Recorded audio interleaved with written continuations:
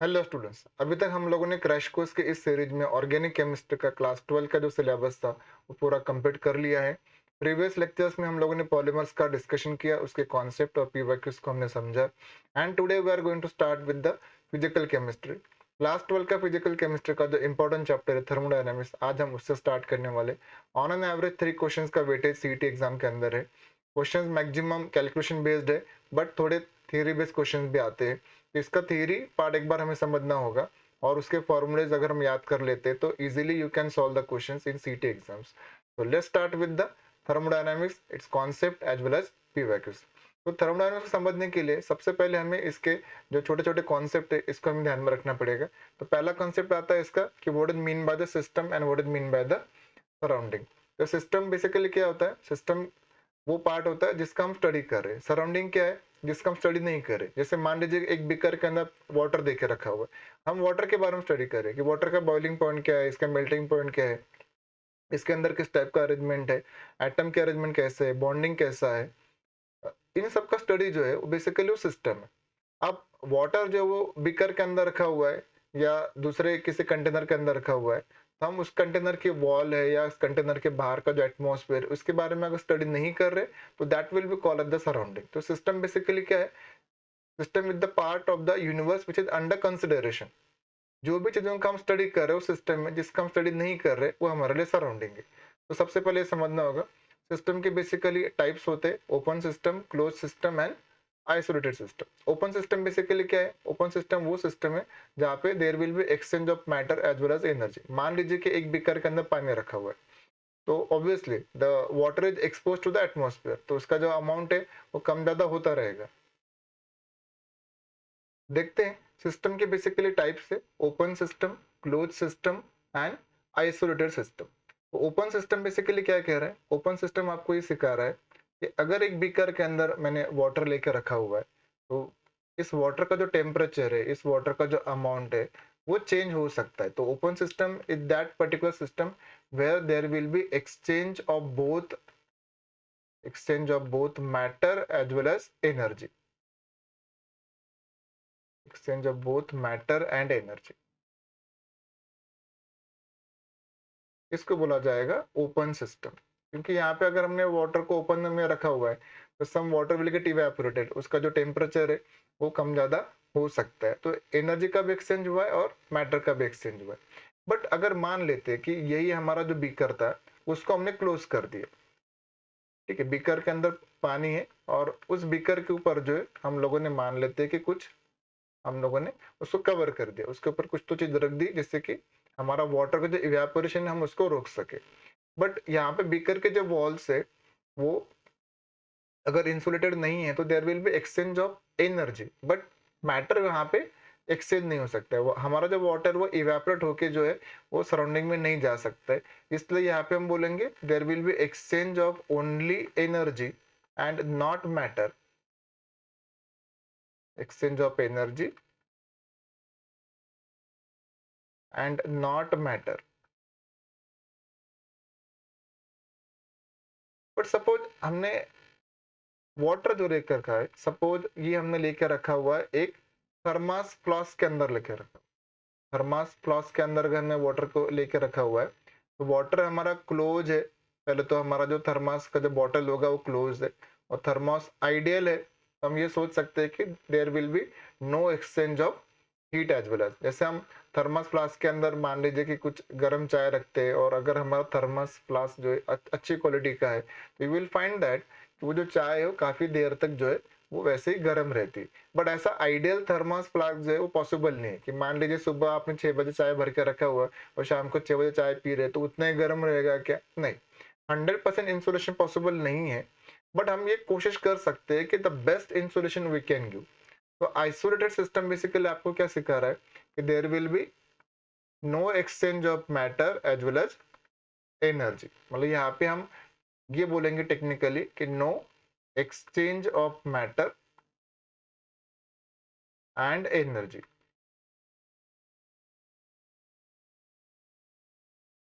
तो इस तरीके से हम लोगों ने सिस्टम के बेसिक 3 जो टाइप्स है उनको पहले समझ लिया कि ओपन सिस्टम, मैटर और एनर्जी दोनों का एक्सचेंज हो सकता है। क्लोज सिस्टम में मैटर नहीं जाएगा बट एनर्जी का एक्सचेंज हो सकता है। आइसोलेटेड सिस्टम, हमारा जो सिस्टम है या जो हमारा जो हमने पानी लेके रखा है फॉर एग्जांपल इस केस में, that we are taken in the thermos flask. तो आइडियल थर्मस फ्लास्क की बात करें तो वहां पे एनर्जी का एक्सचेंज नहीं होगा और मैटर ऑब्वियसली क्लोज है तो मैटर तो जाने का सवाल नहीं बनता। तो पहले ये समझ लिया कि सिस्टम के हमारे बेसिक 3 टाइप्स क्या क्या है। इसके बाद अगला पार्ट आता है हमारा थर्मोडायनेमिक्स के अंदर, वो है प्रोसेस। प्रोसेस बेसिकली क्या है? Process is the way that system can be taken from one part two the other part.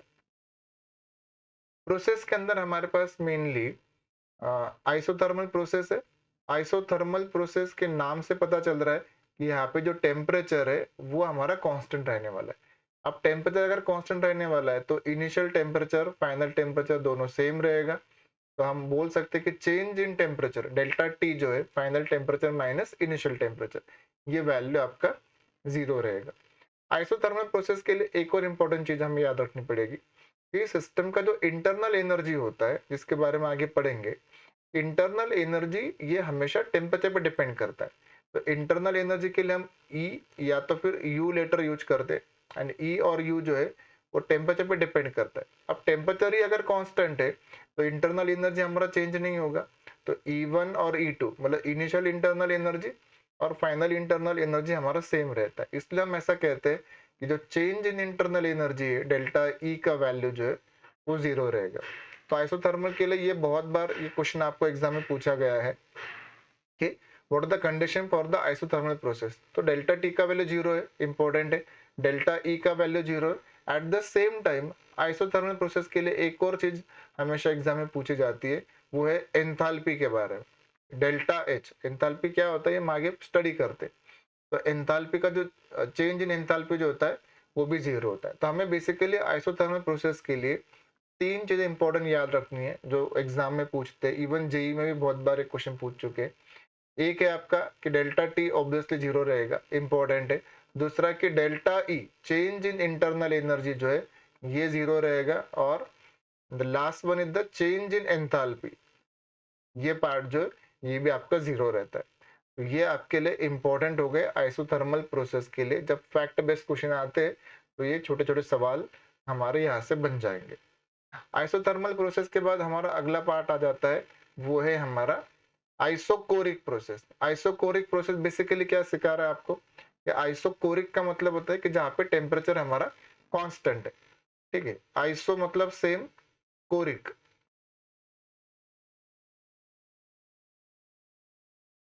ठीक है, आइसोकोरिक सॉरी मैंने गलत बोल दिया। आइसोकोरिक का मतलब हो गया कि जहाँ पे हमारा वॉल्यूम कांस्टेंट है, टेम्परेचर मैंने शायद गलत बोल दिया है वहां पे, तो सेम वॉल्यूम होगा। अब सेम वॉल्यूम होगा तो क्लियर है कि V1 और V2 की जो वैल्यू है वो आपकी सेम रहेगी। तो चेंज इन वॉल्यूम जो है डेल्टा V जो है ये 0 रहेगा। आइसोकोरिक प्रोसेस के बारे में एक और चीज हमें पता होनी चाहिए कि यहाँ पे जो हमारा वर्क डन होता है, work done on the system और work done by the system, ये वैल्यू भी हमारा 0 रहेगा। ये कैसे निकालते हैं हम आगे स्टडी करेंगे। अगला पार्ट आता है हमारा आइसोबारिक प्रोसेस के लिए। तो ये छोटी छोटी चीजें देखो, आप आइसोकोरिक है तो डेल्टा V की वैल्यू 0, वर्क की वैल्यू 0 है, तो ये हमारे लिए इंपॉर्टेंट था। द नेक्स्ट प्रोसेस जो है हमारा वो है आइसोबारिक प्रोसेस है। आइसोबारिक, आइसो मतलब सेम, बार से मतलब है प्रेशर, सेम प्रेशर होगा। मतलब इनिशियल प्रेशर है, फाइनल प्रेशर है, ये दोनों ही वैल्यूज अगर हमारे सेम है तो we can call this at the isobaric process. Isobaric process के लिए चेंज इन प्रेशर जो है डेल्टा पी का जो वैल्यू है वो हमारा 0 हो जाएगा। तो P1 इक्वल टू P2 है एंड डेल्टा पी की जो वैल्यू है वो हमारे लिए 0 हो जाएगी। ठीक, इसके बाद एक इंपॉर्टेंट प्रोसेस और है हमारे लिए, वो है हमारा adiabatic process. Adiabatic process is that process where there is no exchange of heat and energy. There is no exchange of heat and energy. मतलब एडियाबेटिक प्रोसेस के लिए हम ये बोल सकते हैं जो Q का वैल्यू है, Q मतलब हीट होता है, तो हीट का जो एक्सचेंज है वो अपना 0 है। मतलब सिस्टम का जो एनर्जी है या हीट जो है वो सराउंडिंग में नहीं जा रहा है और सराउंडिंग का जो हीट है एनर्जी है वो सिस्टम में भी नहीं आ रहा है। इतना अपने को याद रख लेना है, ठीक है। इसके बाद अगला पार्ट आ जाता है हमारा जो थर्मोडायनेमिक्स के अंदर है, वो है extensive property and intensive property.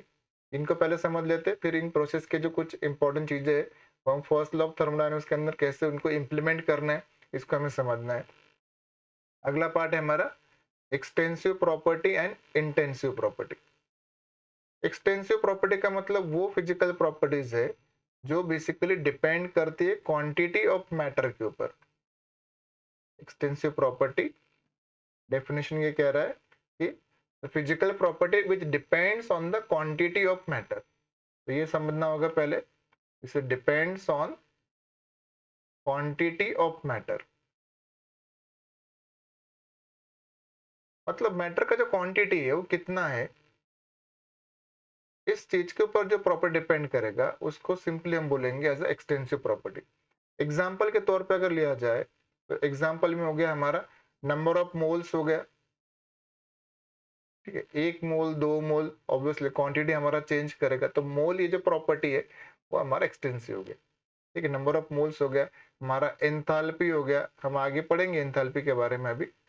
Enthalpy हो गया, एंट्रोपी हो गया, तो ये आपको एग्जाम्पल जो वो याद कर लेने।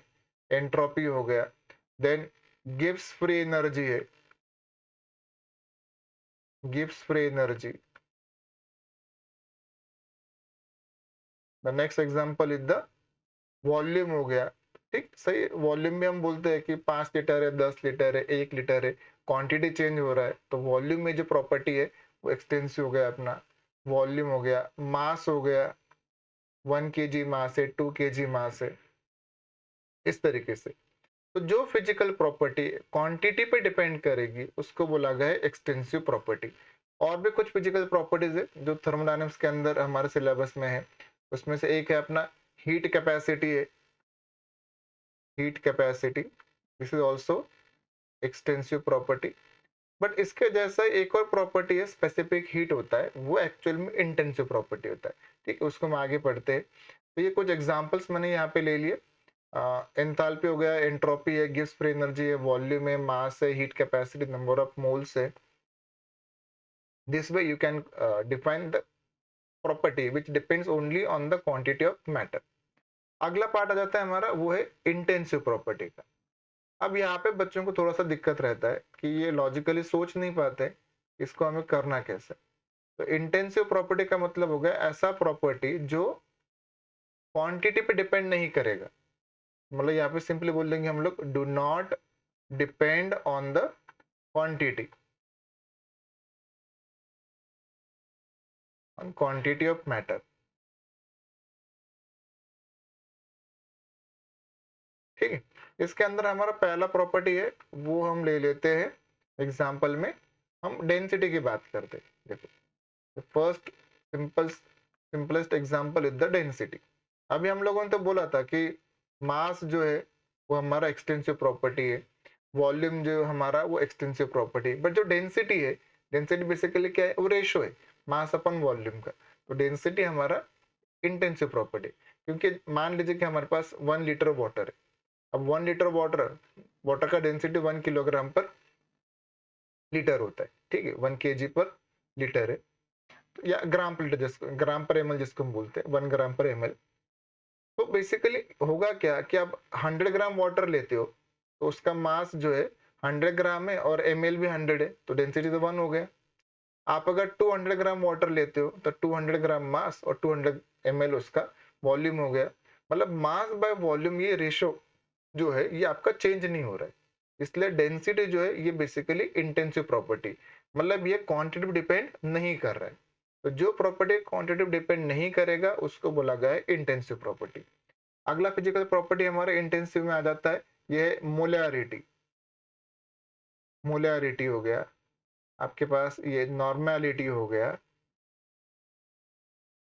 नॉर्मेलिटी हो गया, मोलर वॉल्यूम हो गया, मोलर वॉल्यूम है आपके पास है यहाँ पे, मोलैलिटी हो गया, मोलैलिटी है, मोलार इंटरनल एनर्जी है, मोलार इंटरनल एनर्जी। हाँ, इंटरनल एनर्जी की अगर हम बात करें तो वो एक्सटेंसिव है, बट मोलार इंटरनल एनर्जी की अगर हम बात करें तो वो अपना इंटेंसिव है। देखिए दो चीजें अलग अलग है कि हमने इंटरनल एनर्जी अगर देखा तो इंटरनल एनर्जी जो है वो एक्सटेंसिव में आ रहा है, ठीक है, बट मोलार इंटरनल एनर्जी जो है ये हमारा इंटेंसिव में आ रहा है। इनफैक्ट जितनी भी मोलार क्वांटिटी है, मोलार एंथैल्पी हो गया, मोलार एंट्रोपी हो गया, मोलार गिब्स फ्री एनर्जी हो गया, जितनी भी हमारी पर मोल क्वांटिटी है, that quantities can be consider as the intensive property. मतलब सिंपल हम याद रख लेंगे कि इंटेंसिव के कुछ और एग्जांपल अगर देखने हैं तो मोलार एंथैल्पी हो गया, मोलार एंथैल्पी है, मोलार गिब्स फ्री एनर्जी है, या सिंपली आप बोलो मोलार फ्री एनर्जी है, मोलार एंट्रोपी हो गया, देन मोलार हीट कैपेसिटी हो गया। देखो वापस से हीट कैपेसिटी तो हम लोगों ने एक्सटेंसिव में लेकर रखा था, बट मोलार हीट कैपेसिटी जो है वो इंटेंसिव है। फिर एक और हमारी प्रॉपर्टी है, वो है हमारा स्पेसिफिक हीट। देखो स्पेसिफिक हीट हम क्लास 9th या 10th में पढ़ते हैं। स्पेसिफिक हीट बेसिकली क्या होता है, it is the amount of heat required to increase the temperature of 1 gram of the substance by 1 degree Celsius. तो पर ग्राम हीट रिक्वायर्ड जो है वो आपका चेंज नहीं होगा, तो भले क्वांटिटी चेंज हो जाए बट पर ग्राम हीट रिक्वायर्ड जो होगा to increase the temperature by 1 degree Celsius, that will remain same. That is why specific heat जो है वो आपका आ जाएगा इंटेंसिव प्रॉपर्टी में। फिर अगला प्रॉपर्टी आता है हमारा सरफेस टेंशन है, सरफेस टेंशन हो गया। उसके बाद हमारा है विस्कोसिटी हो गया,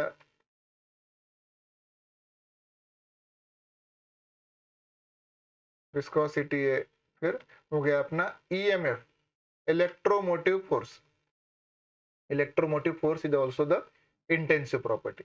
तो बेसिकली हमें याद क्या रख लेना है कि ऐसा कोई भी फिजिकल प्रॉपर्टी जो क्वांटिटी पे डिपेंड नहीं करेगा वो हमारा इंटेंसिव प्रॉपर्टी। जो प्रॉपर्टी हमारा क्वांटिटी डिपेंड करता है उसको हम बोलते हैं as extensive property. I think यहाँ तक क्लियर हो गया। एक बार हम वापिस से जब इन सब प्रॉपर्टीज को डिटेल में डिस्कस करेंगे तो एक बार हम वापिस से इसको समझ लेंगे। तो ये चीजों को पहले हमें समझना पड़ेगा। इसके बाद अगला पार्ट जो आता है हमारा थर्मोडायनेमिक्स के अंदर वो है हमारा फर्स्ट लॉ ऑफ थर्मोडायनेमिक्स। इसके ऊपर भी बहुत सारे सवाल बनते, तो एक बार हम उसको भी समझ लेते हैं। First law of thermodynamics.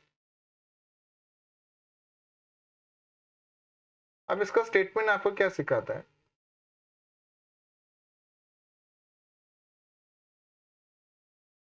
इसका स्टेटमेंट आपको सिखाता है कि energy can neither be created nor be destroyed but energy always remain constant. ठीक है, डेफिनेशन एक बार हम समझ लेंगे। वैसे डेफिनेशन बेस्ड क्वेश्चन रेयरली पूछा जाता है, but S V should know energy remain constant. इसका मैथमेटिकल इक्वेशन जो है वो समझना बड़ा इंपॉर्टेंट है। तो मैथमेटिकल इक्वेशन बेसिकली क्या दिखा रहा है आपको कि delta E equal to Q plus W. यहाँ पे डब्ल्यू से मतलब है वर्क और क्यू से मतलब है हीट।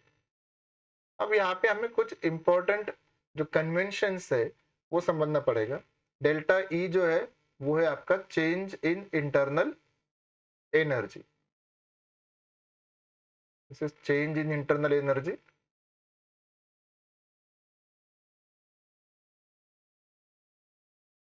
ठीक है, अब एक ही चीजों को हम पहले समझ लेते हैं। पहले इसके जो कन्वेंशन है, इसके जो नोटेशन है, पहले उनको हम देखते हैं कि work done on the system है and work done by the system, ऐसे दो चीजें अलग अलग है।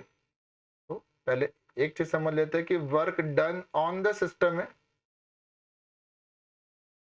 Work done on the system this is taken as positive. मतलब आपको एग्जाम में ये वर्डिंग समझना पड़ेगा कि सिस्टम के ऊपर वर्क हुआ है, ऑन द सिस्टम है, तो W का वैल्यू जो है हमारा पॉजिटिव है, W ग्रेटर देन 0 है। Work done by the system है, डन बाय द सिस्टम है, तो we take the work as negative.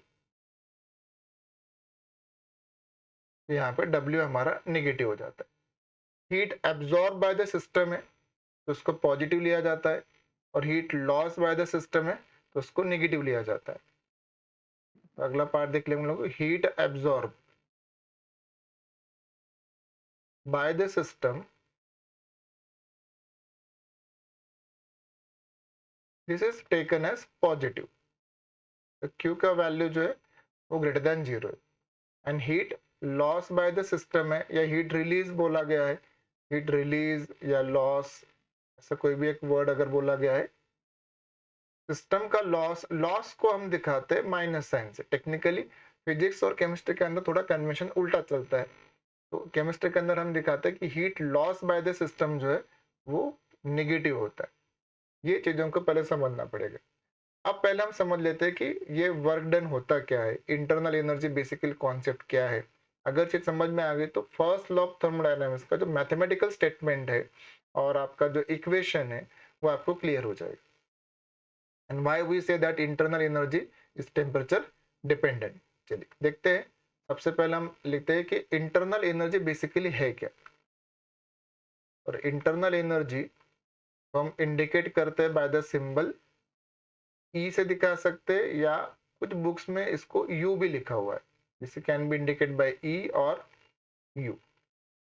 Internal energy basically क्या है, एक सिस्टम के अंदर जो भी एनर्जी प्रेजेंट है, जैसे सिस्टम हम वाटर ले रहे, हम वाटर के बारे में स्टडी कर रहे, एक बीकर के अंदर वाटर है, सपोज एक बीकर के अंदर वाटर है, और वाटर के बारे में हम स्टडी कर रहे कि इसका मेल्टिंग पॉइंट क्या है, बॉइलिंग पॉइंट क्या है, इसका विस्कोसिटी क्या है, इसका डेंसिटी क्या है, इसका एंथैल्पी क्या है, व्हाटएवर जो भी हम स्टडी कर रहे हैं वो हमारे लिए सिस्टम।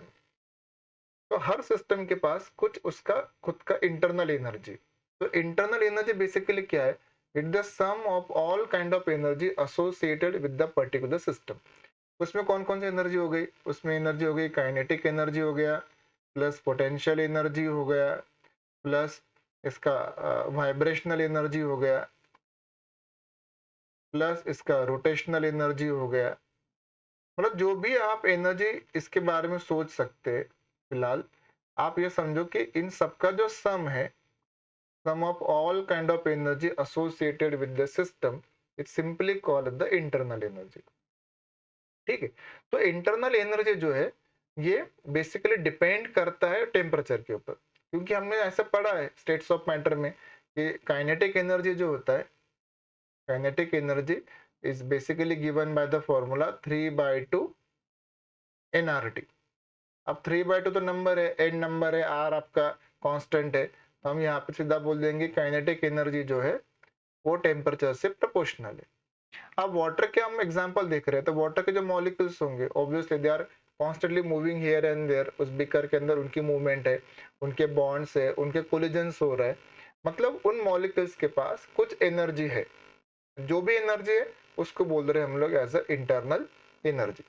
तो अगर हम उसका टेम्परेचर चेंज करते, हम वाटर का टेम्परेचर बढ़ाते या उसको हम ठंडा करते, तो बेसिकली क्या होगा, टेम्परेचर बढ़ने से मॉलिक्यूल्स का जो स्पीड है, वेलोसिटी, वो बढ़ेगा। अगर ये बढ़ेगा तो हम बोल सकते हैं काइनेटिक एनर्जी भी बढ़ेगा। उसको वाटर को हम थोड़ा कूल कर देते हैं तो टेम्परेचर घटेगा, तो उनकी जो मोशन है, मूवमेंट है, थोड़ी स्लो हो जाएगी, काइनेटिक एनर्जी भी आपका कम हो जाएगा। मतलब काइनेटिक एनर्जी बाकी एनर्जी भले थोड़ा सा डिपेंड ना करे, पोटेंशियल एनर्जी है, वाइब्रेशनल है, उनकी बॉन्ड एनर्जी है, रोटेशनल एनर्जी है, ये अगर डिपेंड नहीं भी करे to some extent, but kinetic energy will be definitely affected by the temperature. तो टेम्परेचर अगर चेंज ही नहीं हुआ तो काइनेटिक एनर्जी चेंज नहीं होगा। अब काइनेटिक एनर्जी अगर चेंज नहीं हुआ, हम ओवरऑल ऐसा बोल सकते हैं कि इंटरनल एनर्जी जो है वो आपका कांस्टेंट रहेगा। इसलिए हम ऐसा बोलते हैं कि आइसोथर्मल प्रोसेस के लिए इंटरनल एनर्जी का जो वैल्यू है, change in internal energy it basically 0 होता है, क्योंकि आइसोथर्मल में टेम्परेचर चेंज नहीं होगा तो काइनेटिक एनर्जी भी चेंज नहीं होगा। तो ये सिंपल सा हमारा लॉजिक था। तो E1 और E2 बेसिकली दोनों सेम रहते हैं। तो इंटरनल एनर्जी समझ में आ गया कि इंटरनल एनर्जी जो है वो बेसिकली क्या है, the sum of all kind of energy associated with the particular system. तो इंटरनल एनर्जी ये हमारा एक्सटेंसिव प्रॉपर्टी। कैसे, तो अगर मैंने 100 ml वाटर लिया तो 100 ml वाटर के अंदर के जो मॉलिक्यूल्स के नंबर है वो अलग है। अगर मैं 500 ml की वाटर 500 ml वाटर ले लेता हूँ तो उसके अंदर जो नंबर ऑफ मॉलिक्यूल्स होंगे वो अलग होंगे। अब नंबर ऑफ मॉलिक्यूल्स अगर अलग अलग है तो ऑब्वियसली एन वैल्यू चेंज हो रहा है, एन वैल्यू चेंज हो रहा है तो टोटल काइनेटिक एनर्जी भी आपका चेंज हो रहा है। तो इंटरनल एनर्जी हमारा बेसिकली क्वांटिटी पे डिपेंड कर रहा है, इसलिए बोला गया है कि internal energy is a extensive property. ठीक है, तो यहाँ पे हमने एक बार समझ लिया वापस से। तो इंटरनल एनर्जी इस तरीके से हमें देख के रखा है। अगला पार्ट हम देख लेते हैं कि वर्क डन बेसिकली क्या है। तो work done on the system and work done by the system, ऐसा दो चीजें हमें यहाँ पे समझनी पड़ेगी। तो वर्क जो है बेसिकली एक्सप्रेस किया जाता है as a pressure volume work. हम केमिस्ट्री के अंदर जो भी वर्क देखते हैं वो हम देखते हैं प्रेशर वॉल्यूम वर्क देखते हैं, पीवी वर्क हम जिसको बोलते हैं, पीवी वर्क। और इसका हमारा फॉर्मूला जो होता है W इक्वल टू, ये आ जाता है हमारा minus P external into delta we. Delta we का मतलब है change in volume, V2 minus V1 या final volume minus initial volume बोल दो। तो ये हमारा बेसिकली फॉर्मूला है, minus P external into V2 minus V1। ठीक, अब ये फॉर्मूला कहाँ से डिराइव किया तो हम इसके डिटेल में ज्यादा नहीं जाएंगे, एक जस्ट आपको समझा देता हूँ कि ये फॉर्मूला कहाँ से आया। तो बेसिकली हम प्रेशर को लिखते, pressure is defined at the force upon area. Simple सा हमारा जो कॉन्सेप्ट होता है वो है फोर्स अपॉन एरिया। अब ये न्यूमरेटर और डिनोमिनेटर दोनों को अगर मैं सपोज मान लेते कि कुछ फैक्टर जैसे डिस्टेंस फैक्टर से मैं मल्टीप्लाई कर देता हूँ, डिस्टेंस है या लेंथ है इससे आप मल्टीप्लाई कर दो, न्यूमेरिकल वैल्यू हमारा चेंज नहीं होगा। ठीक है, तो बस आपको ये समझने के लिए, बाकी इसको समझने के थोड़ा सा हमें और एक्स्ट्रा टाइम चाहिए, बट फॉर्मूला कैसा है ये आपको जस्ट अंडरस्टैंड हो जाएगा। फोर्स इंटू डिस्टेंस जो होता है, फोर्स इंटू डिस्टेंस को हम बोलते हैं या डिस्प्लेसमेंट हम बोलते हैं फिजिक्स में। तो this is basically what work होता है। और area into distance, area into length, area into height अगर बोलेंगे तो ये बेसिकली क्या है, ये वॉल्यूम है। और पी मतलब प्रेशर था, तो वॉल्यूम को आप इस तरफ मल्टीप्लाई कर दो तो हमारे पास वर्क का फॉर्मूला बन जाएगा प्रेशर इंटू वॉल्यूम। सिंपल, पहले हमने ये बेसिक कॉन्सेप्ट समझ लिया कि ये फॉर्मूला कहाँ से आया। अब माइनस है प्लस है वो हम बाद में समझते हैं। तो बेसिकली W जो है वो हम P इंटू वी के टर्म्स में इसको एक्सप्रेस कर सकते हैं। तो यहाँ पे हमारे पास दो चीजें है कि work done by the system and work done on the system. ठीक है, तो डन बाय द सिस्टम, इसको लॉजिकली ऐसा सोचे कि सिस्टम का, सिस्टम ने वर्क किया, जैसे हम अभी मैं बोल रहा हूँ आई एम डूइंग वर्क, बोलने का काम कर रहा हूँ, तो मेरा एनर्जी जो है लॉस हो रहा है और लॉस को हम नेगेटिव साइन से इंडिकेट कर दे। तो यहाँ पे टेक्निकली उसको ऐसे समझ लो कि वर्क जो है उसको नेगेटिव जब तब बोलेंगे जब एक सिस्टम ने वर्क किया, and work done on the system होगा तो सिस्टम का फायदा हुआ, एक तरीके से फायदा हुआ तो उसको हम पॉजिटिव दिखाते हैं। तो इसलिए हमने लिखा है कि work done on the system है तो take this as the positive, work done by the system है तो उसको हम यहाँ पे नेगेटिव ले लेंगे। बस टेक्निकली अभी इतना याद रखो आप, सीटी के लिए इससे ज्यादा डिटेल में आपको सवाल पूछेंगे नहीं। तो मैंने एक सिंपल लॉजिकली आपको ये समझा दिया कि वर्क पी इंटू वी को कैसे हम एक्सप्रेस कर सकते। ठीक है, चलो अब पहले हम आ जाते हैं वापस से, हमारा जो फर्स्ट लॉ ऑफ थर्मोडायनामिक्स था वो बेसिकली हमें क्या सिखा रहा है और उसका इक्वेशन हमारा कैसे बना है। उसके डिटेल में नहीं भी जाए तो भी चलेगा, बट एक अंडरस्टैंडिंग के लिए एक बार आपको समझा देता हूँ कि ये हमारा सिस्टम काम कैसे कर रहा है। चलो मान लेते हैं कि एक मेरे पास, सपोज एक मेरे पास सिलेंडर है। आपको केमिस्ट्री के अंदर जब थर्मोडायनामिक्स पढ़ रहे हैं तो आपको ये एग्जांपल हमेशा आएगा कि एक सिलेंडर है, this is fitted with the frictionless piston के बारे में बात कर रहा है, ऐसे कुछ तो हमारा एग्जांपल है। तो एक सिलेंडर है हमारा and this cylinder is fitted with some frictionless piston. चलो मान लेते कि हमारा पिस्टन है और ये फ्रिक्शनलेस है। ठीक है, ऐसा आइडियल फ्रिक्शनलेस तो बनाना मुश्किल है, बट ऐसा समझ रहे ये फ्रिक्शनलेस हमारा पिस्टन, इसके अंदर कुछ गैस के मॉलिक्यूल्स है, यहाँ पे कुछ गैस के मॉलिक्यूल्स है।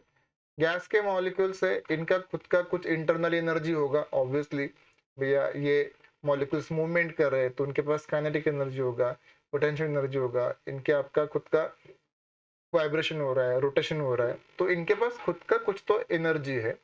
वो इनिशियल एनर्जी मेरे पास वो E1 है सपोज।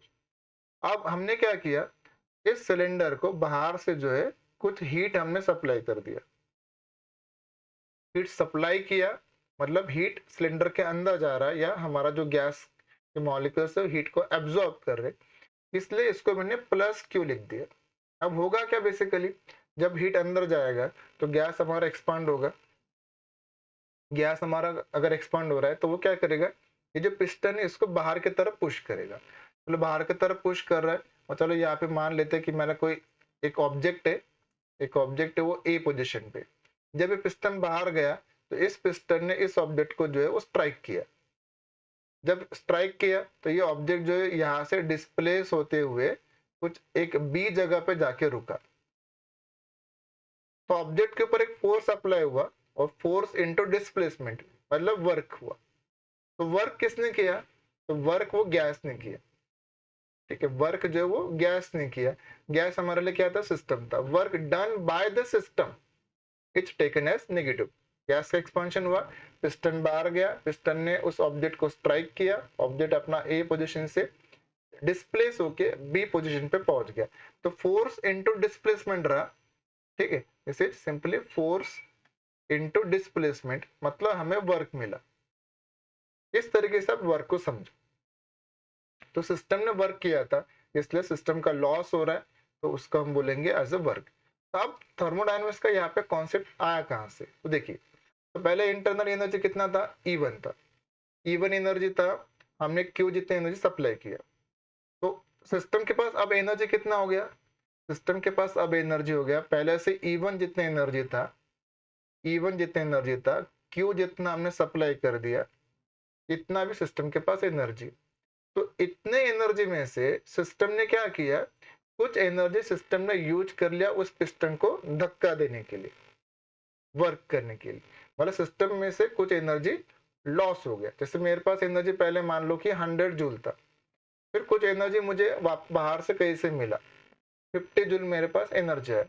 अब मेरे पास 150 जितना एनर्जी हो गया, उसमें से कुछ हिस्सा जो है मैंने खर्च कर दिया कुछ काम करने के लिए। मेरे पास 100 रुपए थे, 50 रुपए किसी ने मुझे दे दिए, मेरे पास 150 रुपए हो गए।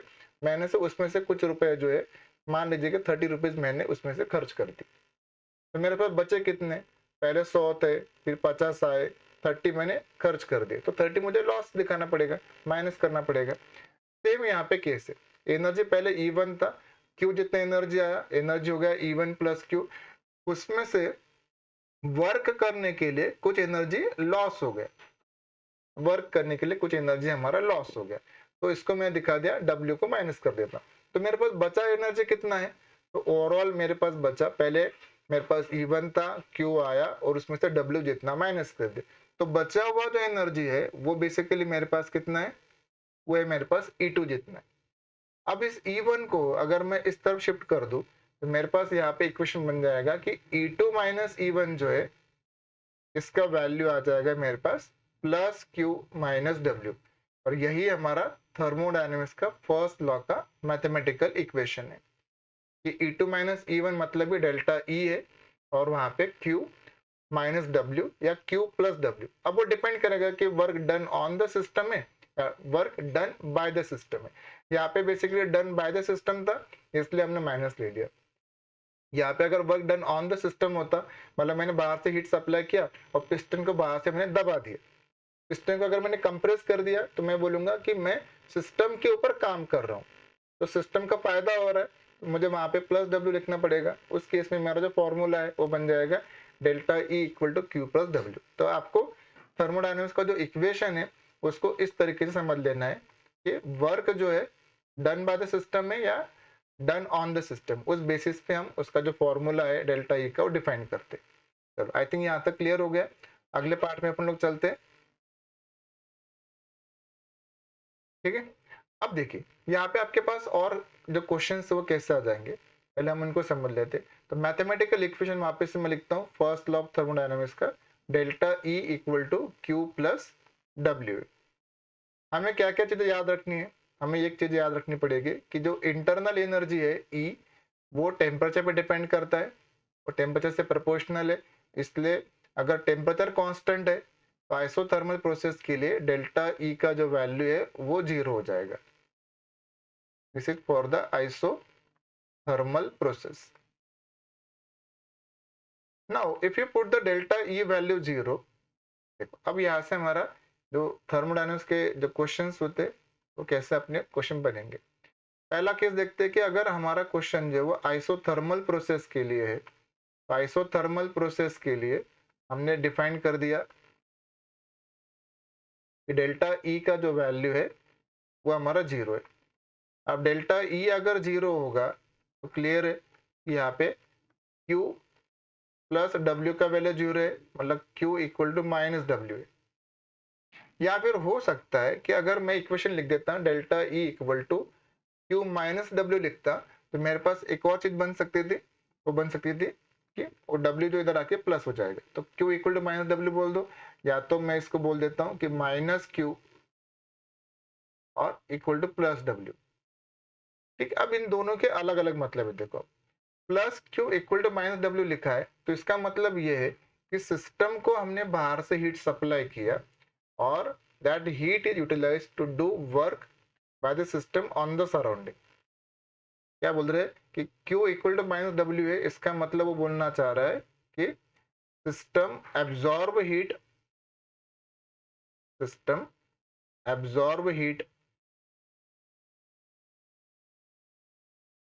and use it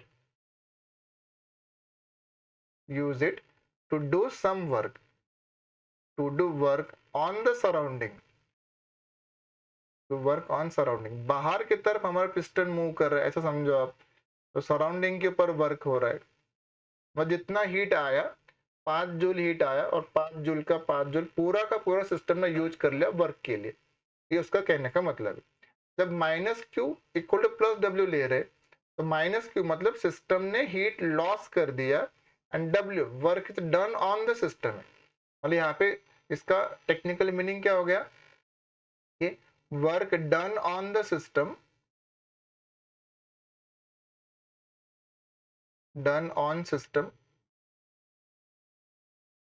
and heat is loss. मतलब जितना वर्क हुआ, अगर 10 जूल जितना वर्क हुआ है तो 10 जूल जितने एनर्जी सिस्टम ने सराउंडिंग में छोड़ दिया। ठीक है, and heat loss by system. तो बेसिकली होगा क्या कि जब हम W नेगेटिव ले रहे हैं तो वर्क जो एक्सपांशन वर्क होता है जहाँ पे वॉल्यूम बढ़ता है, जैसे प्रीवियस केस में हमने देखा कि गैस को हमने जब हीट किया तो गैस का एक्सपांशन हुआ। जब एक्सपांशन हुआ तो V2 माइनस V1 जो है ये आपका पॉजिटिव आ जाएगा, और हमारा फॉर्मूला था कि W equal to minus P delta V, तो W आपका नेगेटिव हो जाएगा। बट जहाँ पे कंप्रेशन होगा तो फाइनल वॉल्यूम जो है वो इनिशियल वॉल्यूम से छोटा हो जाएगा, तो उस केस में जो डेल्टा V का वैल्यू है अपना नेगेटिव है, और बाहर एक नेगेटिव साइन था तो नेगेटिव इंटू नेगेटिव पॉजिटिव हो जाएगा। तो ये समझना है कि जब भी हम W नेगेटिव की बात कर रहे हैं तो we are talking about the expansion work. Simple सा लॉजिक ये है कि W अगर आपका लेस देन 0 है, मतलब ही हम एक्सपांशन वर्क की बात कर रहे हैं, या आप समझो कि हमारा जो सिस्टम है या गैसियस सिस्टम जो है उसका एक्सपांशन हो रहा है, तो एक्सपांशन वर्क है। और W अगर हमारा ग्रेटर देन 0 है तो हम इसको बोलेंगे कि ये कंप्रेशन वर्क है। तो यहाँ पे अपने को ये समझ में आ गया कि फर्स्ट लॉ ऑफ थर्मोडायनामिक्स का आइसोथर्मल प्रोसेस अगर है तो उसमें उसके जो मीनिंग्स है साइन के वो कैसे चेंज होने वाले, ये क्लियर हो गया। चलो अगला पार्ट देख लेते हैं हम लोग कि अगर हमारा प्रोसेस जो है वो आइसोकोरिक है, और आइसोकोरिक का मतलब हो गया कि हमारा वॉल्यूम जो है वो कांस्टेंट है। ठीक है, आइसोकोरिक प्रोसेस वॉल्यूम कांस्टेंट था, तो हम बोल देंगे कि जो चेंज इन वॉल्यूम है वो आपका 0 है, डेल्टा V का जो वैल्यू है वो आपका 0 है। अब अगर हमारा डेल्टा V का वैल्यू 0 है तो क्लियर वर्क जो आपका 0 हो जाएगा, क्योंकि हमारा फॉर्मूला ही था कि W जो है this is given by the minus P into delta V। अब डेल्टा V का वैल्यू 0 था तो माइनस P इंटू 0 कर दो तो आंसर तो 0 ही आने वाले हैं। तो आइसोकोरिक प्रोसेस के लिए वर्क का वैल्यू जो 0 है। फिर अगला पार्ट देख लेते हैं हम लोग आइसोबारिक प्रोसेस के लिए। तो आइसोबारिक के लिए तो हमारा प्रेशर कांस्टेंट रहेगा, तो वहां पे तो वर्क हम निकाल ही सकते हैं। आइसोबारिक प्रोसेस,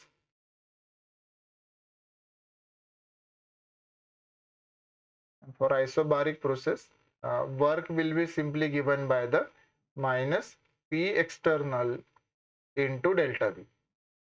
अब देखो आइसोबारिक प्रोसेस या हम जो ये W का फॉर्मूला लिखते हैं ना, इसमें बहुत सारे लोगों का एक वापस से कंफ्यूजन तो रहता ही है।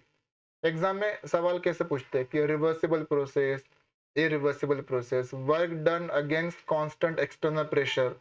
तो जब आप आइसोबारिक प्रोसेस को देखो तो इसका मतलब ही बेसिकली क्या हो रहा है, it is simply the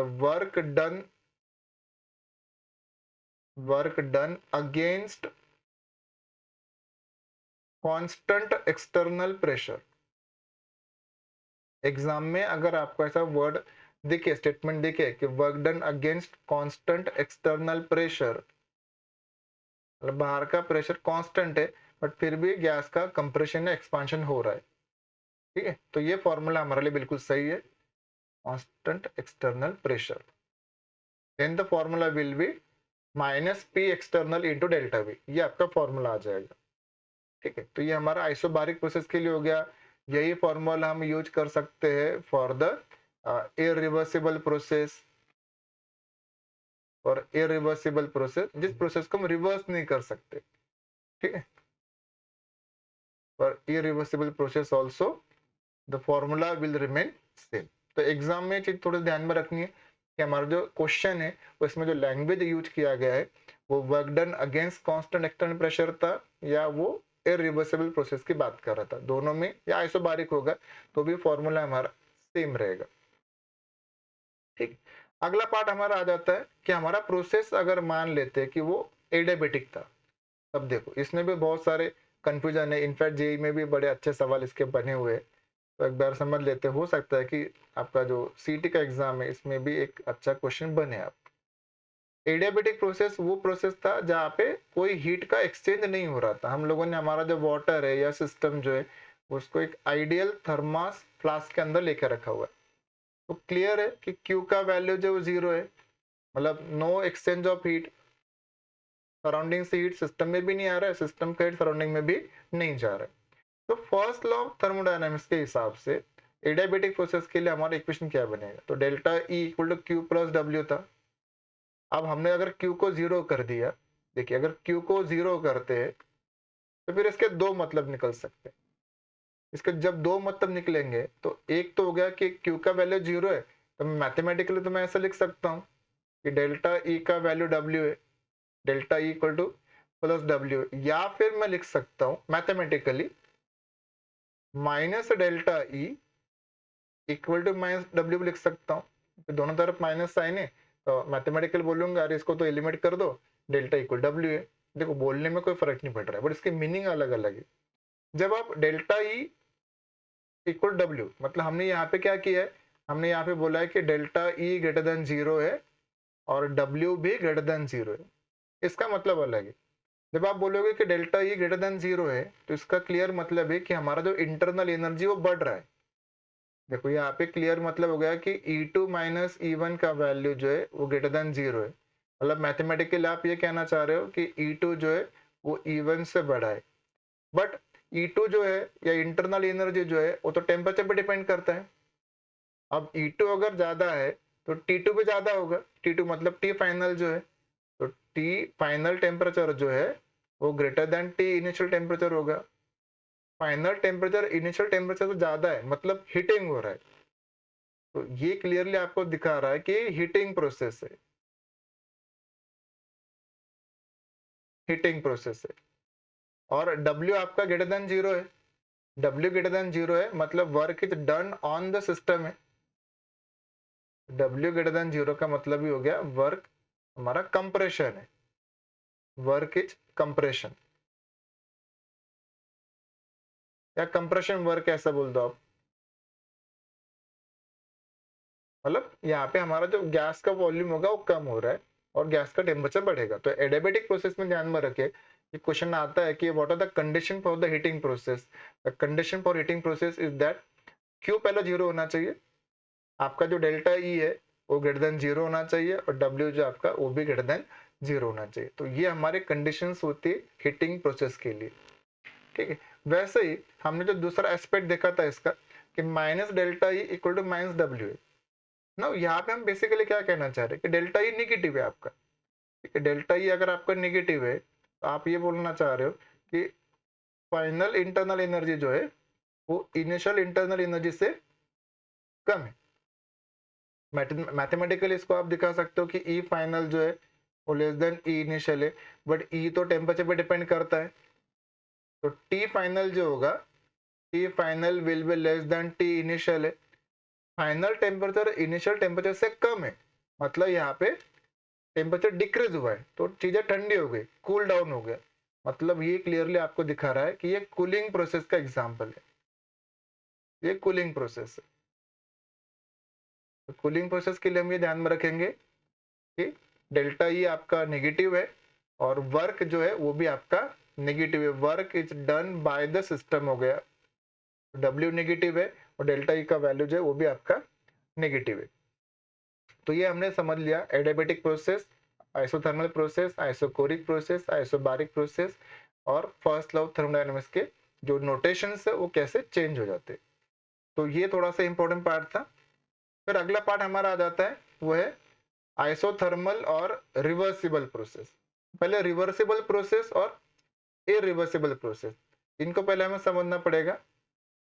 reversible process का मतलब है जो प्रोसेस बहुत ही ज्यादा स्लोली हो रही है और उसको हम किसी भी मोमेंट पे एक small change in external factor जैसे प्रेशर हो गया, उस प्रोसेस को हम वापस से उसके इनिशियल स्टेज पे लेके आ सकते हैं, उसके जस्ट पीछे वाला जो स्टेप होगा वहां पे लेके आ जाएंगे। तो रिवर्सिबल प्रोसेस बहुत स्लोली आपका होता है, जबकि इरिवर्सिबल प्रोसेस जो है ये सिंपली हमारा against the constant external pressure होता है।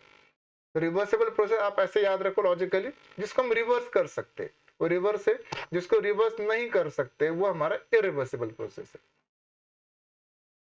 This is irreversible process. तो रिवर्सिबल प्रोसेस में क्या होगा कि there will be always equilibrium between the system and the surrounding. मतलब आप ऐसा समझो कि रिवर्सिबल प्रोसेस के लिए at each stage there is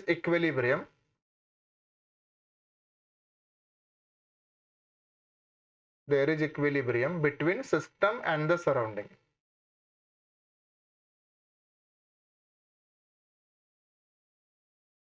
ठीक, अब इस पर हम ज्यादा डिटेल में नहीं जाएंगे क्योंकि सीटी में इतना डिटेल में पूछेंगे नहीं आपको जितना जेई में या जेई एडवांस में पूछते।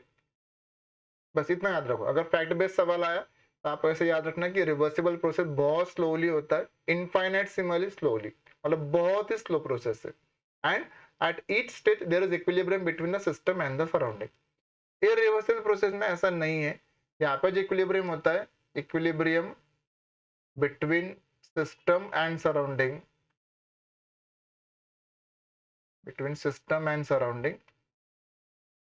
only at initial and final stage। वह शुरुआत में होगा और at the end of the particular process. बस इन दो पॉइंट पे ही सिस्टम के अंदर अपना इक्विलिब्रियम देखने को मिलेगा। रिवर्सिबल प्रोसेस में ऐसा नहीं है, इतना समझ लो। अब हम अगला पार्ट देख ले कि हमारा जो रिएक्शन है या हमारा जो प्रोसेस है वो आइसोथर्मल रिवर्सिबल है या आइसोथर्मल इरिवर्सिबल है। अब इरिवर्सिबल की जब भी बात करेंगे तो क्लियर हो गया कि work done in irreversible process अगर मुझे निकालना है तो फॉर्मूला हमारा एकदम क्लियर है, work done in irreversible process. फिर वो इरिवर्सिबल हमारा आइसोथर्मल है या कोई फर्क नहीं पड़ रहा है। इरिवर्सिबल प्रोसेस अगर है तो फॉर्मूला हमेशा यूज करना है हमें W equal to minus P external into delta V. अब यहाँ पे देखो वर्क जो होता है हमारा जूल में कैलकुलेट होता है नॉर्मली, बट हमारा जो प्रेशर होता है हम प्रेशर को यूजुअली लेते हैं एटमॉस्फेयर में लेते हैं या तो प्रेशर को हम बार में लेते हैं, ठीक है। वॉल्यूम हमेशा हम लीटर में लेते हैं। तो हमारा जो आंसर आता है वो आंसर आएगा हमारा एक तरीके से लीटर एटमॉस्फेयर में आंसर आएगा, लीटर एटमॉस्फेयर आएगा या तो अपना वो बार एटमॉस्फेयर में आएगा। बट क्वेश्चन जो होता है वो जूल में दिया होता है। हमें एक कन्वर्जन याद रखना पड़ेगा कि 1 लीटर एटमॉस्फेयर जो होता है, 1 लीटर एटमॉस्फेयर की जो वैल्यू होती है वो 101.3 जूल होता है। ठीक है, फिर एटमॉस्फेयर से बार में कन्वर्जन क्या है वो आपको पता ही है कि 1 एटमॉस्फेयर इक्वल टू 1.013 बार होता है। तो लगभग 1 एटमॉस्फेयर 1 बार के बराबर है, ऐसा मान लो आप।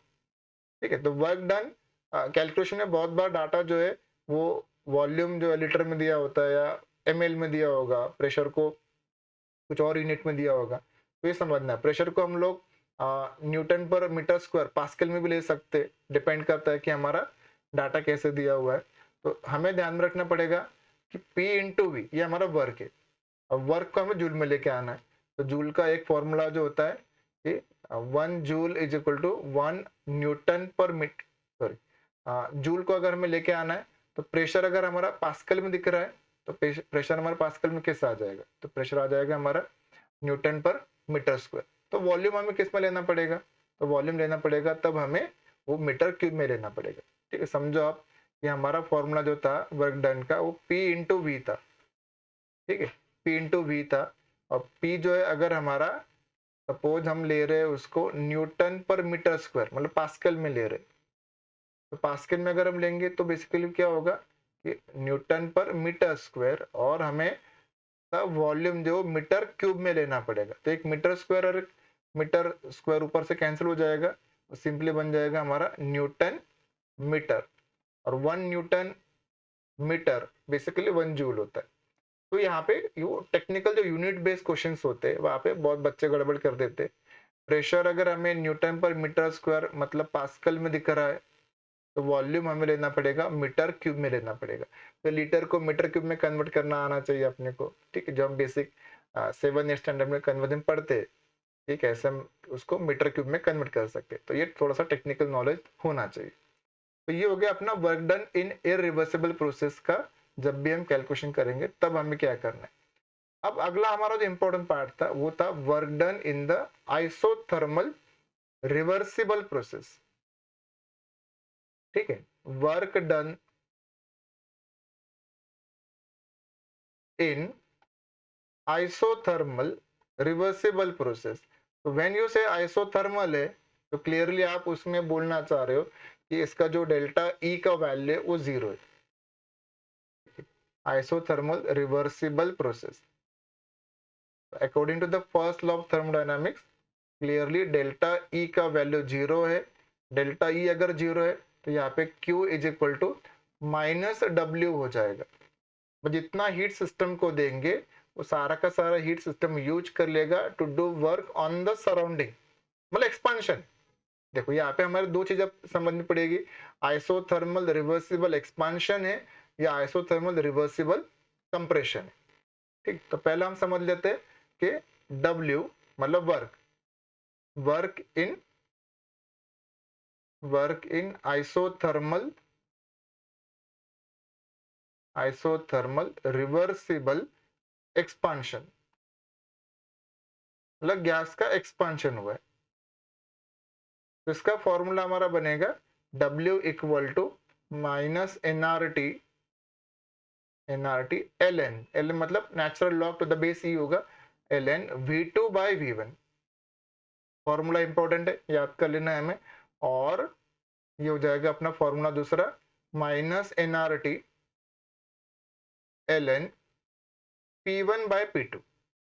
ठीक है, ऐसा उल्टा क्यों लिखा, क्योंकि हमने तो पढ़ा है स्टेट्स ऑफ मैटर में कि बॉयल्स लॉ हमें ये सिखाता है कि कांस्टेंट टेम्परेचर पे, हमने ऐसा सीखा हुआ है कि कांस्टेंट टेम्परेचर पे at constant temperature pressure and volume जो होता है वो इनवर्सली प्रोपोर्शनल होता है।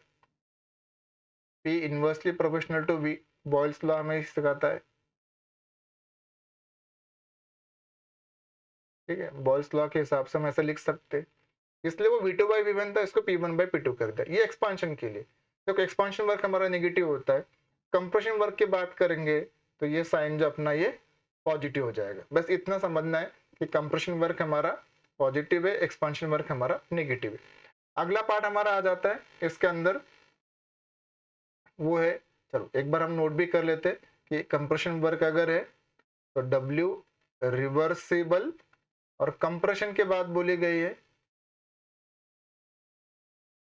तो ये वैल्यू हमारा ग्रेटर देन 0 हो जाएगा, ये वैल्यू हमारा पॉजिटिव हो जाएगा। तो इसको भी हमने नोट कर लिया।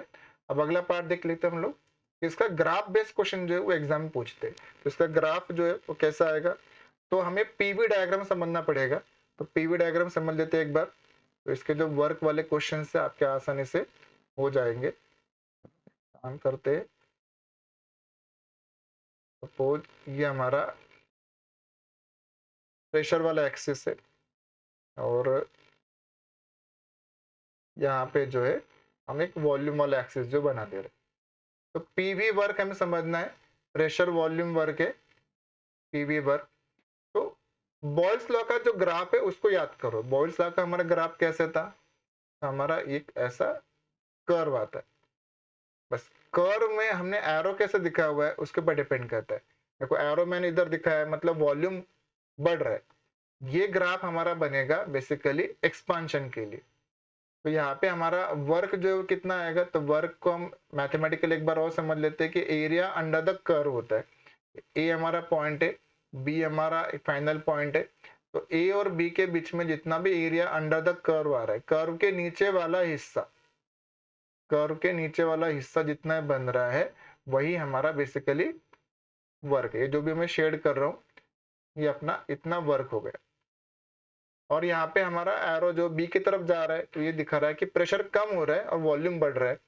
तो ये हमारा ग्राफ हो गया एक्सपांशन के लिए, W एक्सपांशन के लिए।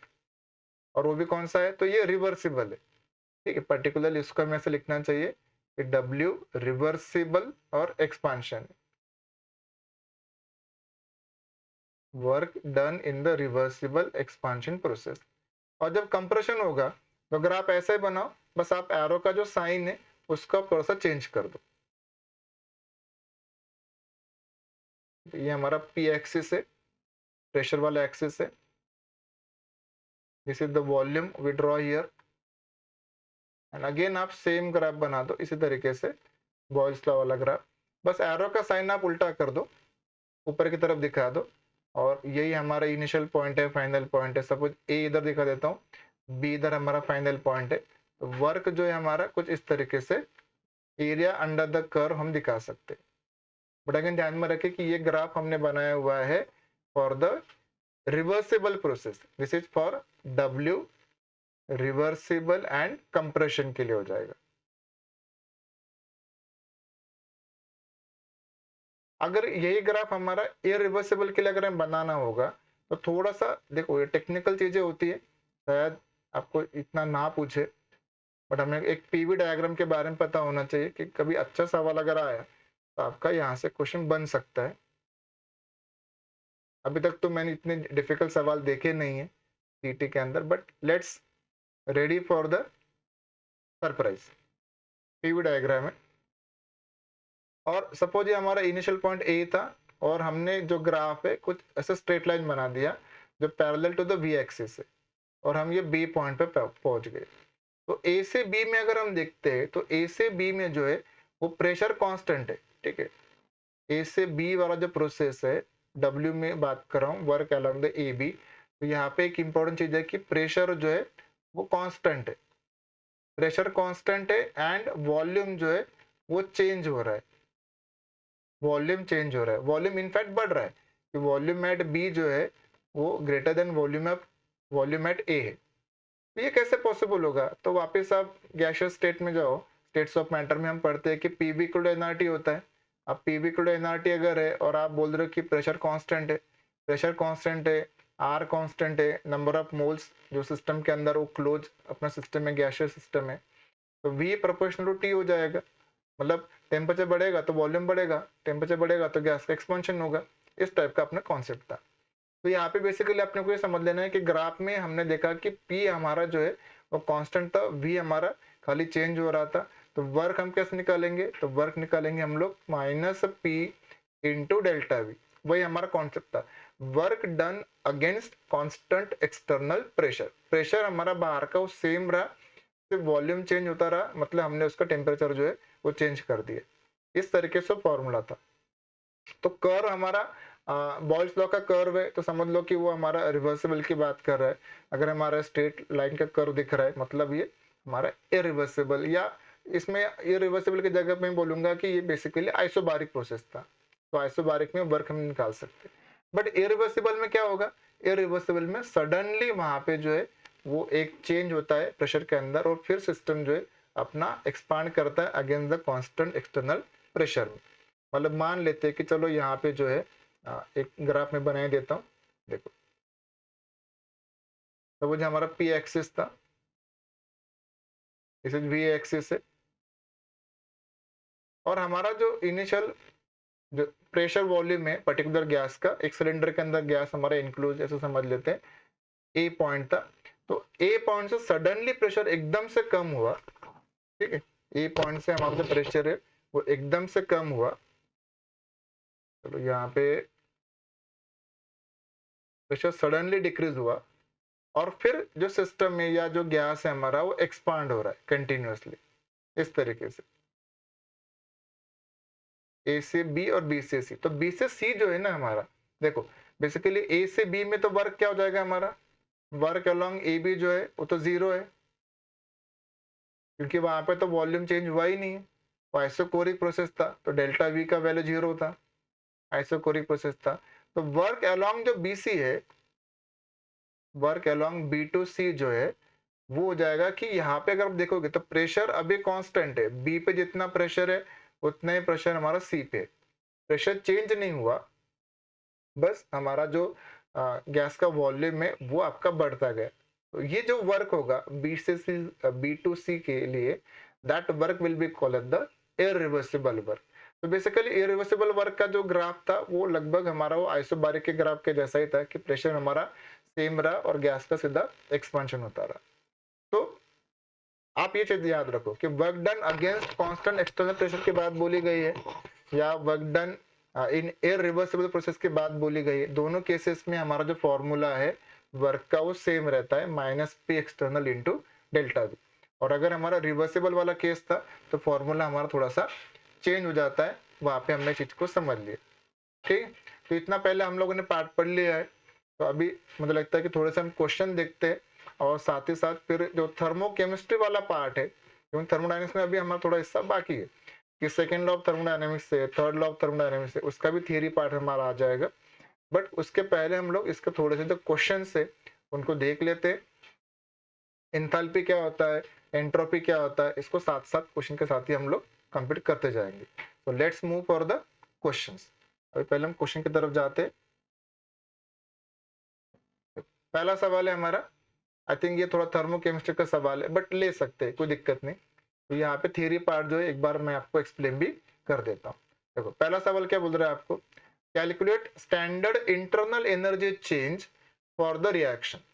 वह स्टैंडर्ड इंटरनल एनर्जी चेंज की बात बोली गई है और एक रिएक्शन की बात बोली गई है। तो रिएक्शंस के लिए हम इंटरनल एनर्जी चेंज कैसे दिखाते हैं, तो एक बार इसका थियरी जो है चेक कर लेते हैं अपन लोग, देखते। ठीक है, मेरे ख्याल से हमें एक और स्लाइड जाना पड़ेगा।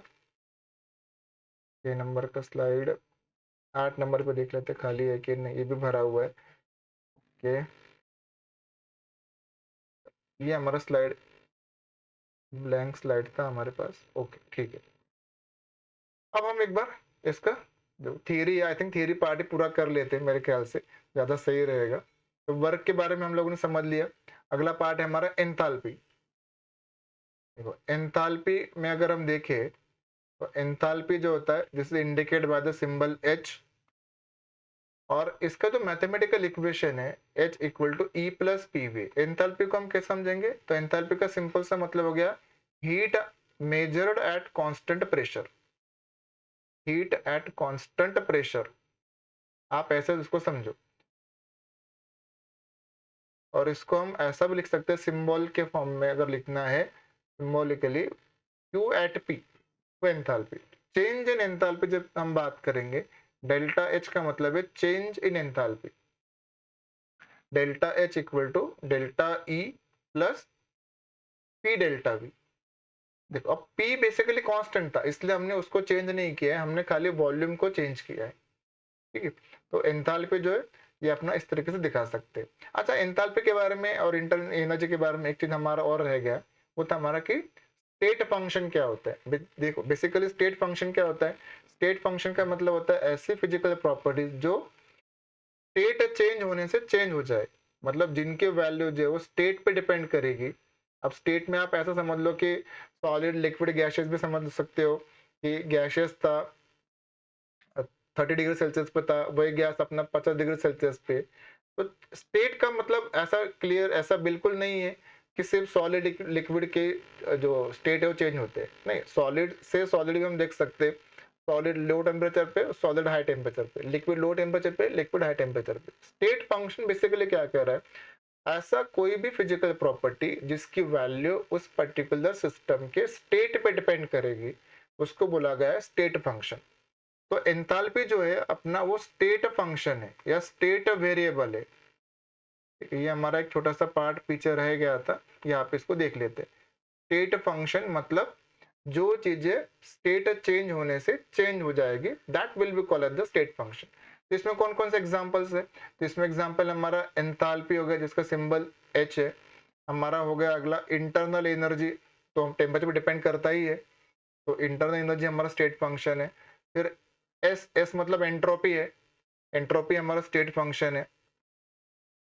जी मतलब गिब्स फ्री एनर्जी, ये भी हमारा एक स्टेट फंक्शन है। तो जो चीजें सिस्टम के स्टेट चेंज होने से चेंज हो सकती है वो सारे स्टेट फंक्शन है। वर्क जो होता है हमारा वो हमारा पाथ फंक्शन है।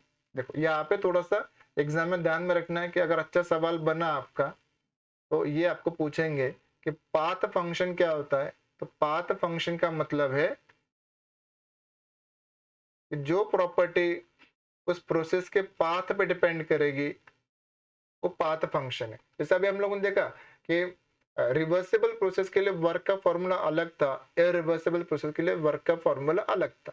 मतलब जो क्वांटिटी मिलेगा वर्क का वो जूल के अंदर, उसकी वैल्यू अलग होगी। और यूजुअली क्या होता है कि रिवर्सिबल वर्क जो होता है उसका जो मैग्नीट्यूड होगा वो ज्यादा होगा इरिवर्सिबल के कंपैरिजन में। मतलब रिवर्सिबल प्रोसेस में हमेशा हमें ज्यादा वर्क मिलता है as compare to the irreversible process.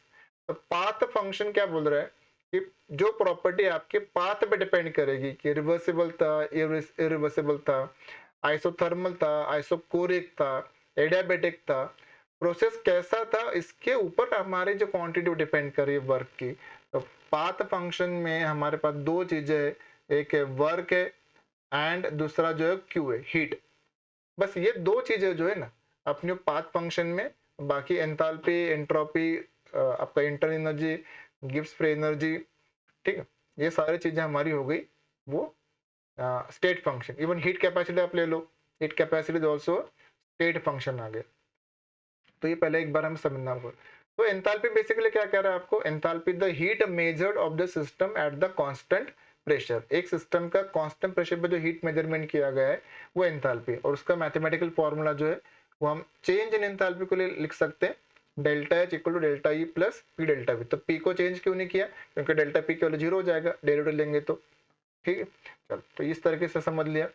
अब यहाँ पे थोड़े से हमारे फॉर्मूलेज है, ये आप देखो फॉर्मूला क्या अपना कि एक और फॉर्मूला बन जाता है अपना कि delta H equal to delta E plus delta N J R T.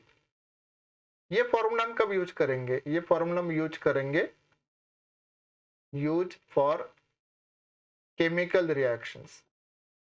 जब भी हमें केमिकल रिएक्शंस की बात बोली गई है और हमें मान लेते हैं कि वहां पे क्वेश्चन पूछा गया है इंटर एनर्जी निकालो या एंथैल्पी के बारे में क्वेश्चन पूछा गया है, तब ये फॉर्मूला हमें यूज करना है। यहाँ पे डेल्टा एन जी क्या है, तो डेल्टा एन जी का मतलब, जी मतलब गैस है, डेल्टा एन मतलब change in number of moles है। तो डेल्टा एन जी बेसिकली क्या है, तो total number of gaseous moles of product, gaseous moles of product minus total number of moles of gaseous reactant. बस सिर्फ gas के बारे में, सॉलिड और लिक्विड उनको हमें काउंट नहीं करना है। Total number of gaseous moles of reactant. बस इस चीज को ध्यान में रखना है कि this formula is valid only for the gases, solid, liquid के लिए फॉर्मूला चलेगा नहीं। ठीक है, जैसे इसका एग्जांपल समझ लेते हैं अपन लोग, डेल्टा एन हम कैसे कैलकुलेट करेंगे। और एग्जाम में क्वेश्चन भी आते हैं कि find the relation between delta H and delta E या डेल्टा यू के बारे में क्वेश्चन पूछा जाएगा। तो देखिए कैसे करेंगे।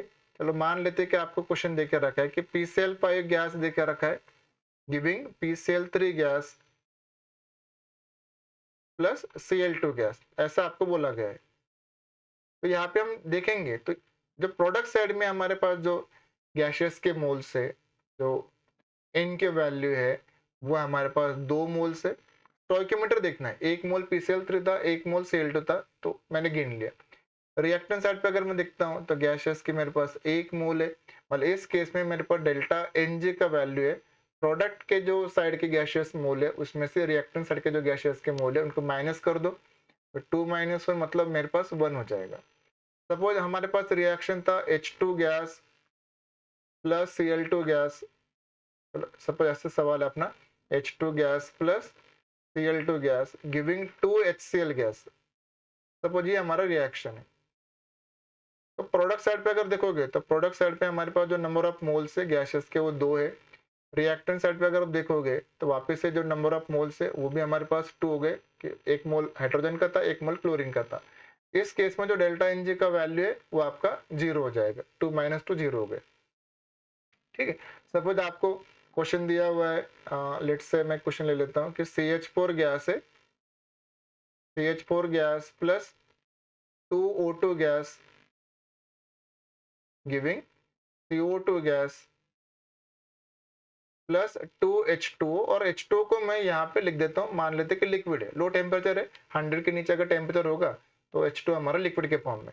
अब यहाँ पे अगर मुझे डेल्टा Nj निकालना हुआ, ठीक है, रिएक्शन बैलेंस है कि ऑक्सीजन 2 2 4 बराबर बैलेंस है। यहाँ पे अगर N की वैल्यू अगर मैं देखूँ तो ये मेरे पास है 3 है, मीथेन का 1 मोल, O2 का, जो बैलेंस रिएक्शन है उसको देखना है अपने को। ठीक है, ये 3 मोल्स हो गए, और यहाँ पे अगर देखता हूँ तो मेरे पास ये सिर्फ 1 मोल है। हम वाटर का जो मोल है वो काउंट नहीं करेंगे क्योंकि वो तो लिक्विड था, और हमें सिर्फ गैसेस के बारे में सवाल है। तो यहाँ पे डेल्टा Nj का जो वैल्यू है वो हो जाएगा 1 - 3, मतलब ये वैल्यू अपना -2 हो जाएगा। इस तरीके से हम इन चीजों को समझ लेंगे। कभी सॉलिड देकर रखा है तो सॉलिड का हम लेंगे नहीं, हम सिर्फ गैसेस के बारे में बात करते हैं। ठीक है, चलो मान लो कि सवाल आपको दे दिया, एक सवाल ले लेते, P4 फॉस्फोरस हमारा सॉलिड होता है, P4 solid plus 5O2 gas giving, suppose P4O10 है, P4O10, और इसको भी मैं सॉलिड कर देता हूँ। और इस रिएक्शन के लिए मुझे डेल्टा Nj का वैल्यू जो पता करना है, तो डेल्टा Nj का जो वैल्यू है वो आ जाएगा मेरे पास, गैसियस साइड में तो सॉलिड था, मतलब यहाँ पे N की वैल्यू 0 है। ठीक है, यहाँ पे सॉलिड है उसको लेना नहीं है, और ये मेरे पास गैसेस के 5 मोल थे, रिएक्शन बैलेंस है क्या, बैलेंस है हमारा रिएक्शन। तो ये हो जाएगा मेरे पास सीधा 0 - 5 हो जाएगा, -5। इस तरीके से हमें ये फॉर्मूला जो है डेल्टा Ng का यूज करना है कि गैसेस के जो मोल्स है प्रोडक्ट साइड के माइनस गैसेस के moles on the reactant side, further liquid count नहीं करना। तो डेल्टा H का ही फॉर्मूला बहुत जगह आपको थर्मोकेमिस्ट्री के अंदर काम में आ जाता है। ठीक है, तो ये हो गया अपना एंथैल्पी के बारे में हमने डिस्कस कर लिया। अगला हमारा होता है एक फॉर्मूला हीट कैपेसिटी के लिए भी आ जाता है, उसके लिए भी एक बार समझ लेते हैं। हीट कैपेसिटी बेसिकली क्या है, तो हीट कैपेसिटी को हम डिफाइन करते हैं as the amount of heat required to increase the temperature of 1 mole of the substance by 1 degree Celsius. Heat capacity को हम पर मोल डिफाइन कर सकते हैं। स्पेसिफिक हीट जो होता है वो पर ग्राम डिफाइन होता है। हीट कैपेसिटी जो है, सी का जो सिंबल होता है वो बेसिकली क्या होता है अपना, it is the amount of heat required to increase the temperature by 1 degree Celsius of 1 mole, तो dQ/dt। हीट कैपेसिटी को आप सिंपली ऐसे समझो, dQ/dt है, और इसका यूनिट जो हो जाएगा अपना ये जूल पर मोल बोल दो, जूल पर मोल पर केल्विन। ठीक है, 1 मोल सब्सटेंस का टेम्परेचर 1 डिग्री से बढ़ाने के लिए मुझे कितना हीट का जरूरत है, that is simply called the heat capacity. Okay, अब हीट कैपेसिटी में वापस से हमारे पास 2 चीजें आ जाती है, heat capacity at constant pressure and heat capacity at constant volume. Heat capacity at constant pressure. अब हीट कैपेसिटी कांस्टेंट प्रेशर अगर देखेंगे तो इसको हम लिखेंगे टेक्निकली सीपी लिख देंगे, और सीपी जो होता है वो D Q at constant pressure upon dt। तो heat at constant pressure basically क्या होता है, वो तो एंथैल्पी होता है। तो स्मॉल चेंज तो डी एच लिख दो, बड़ा चेंज तो डेल्टा एच लिख दो, D H by D T हो जाएगा ये।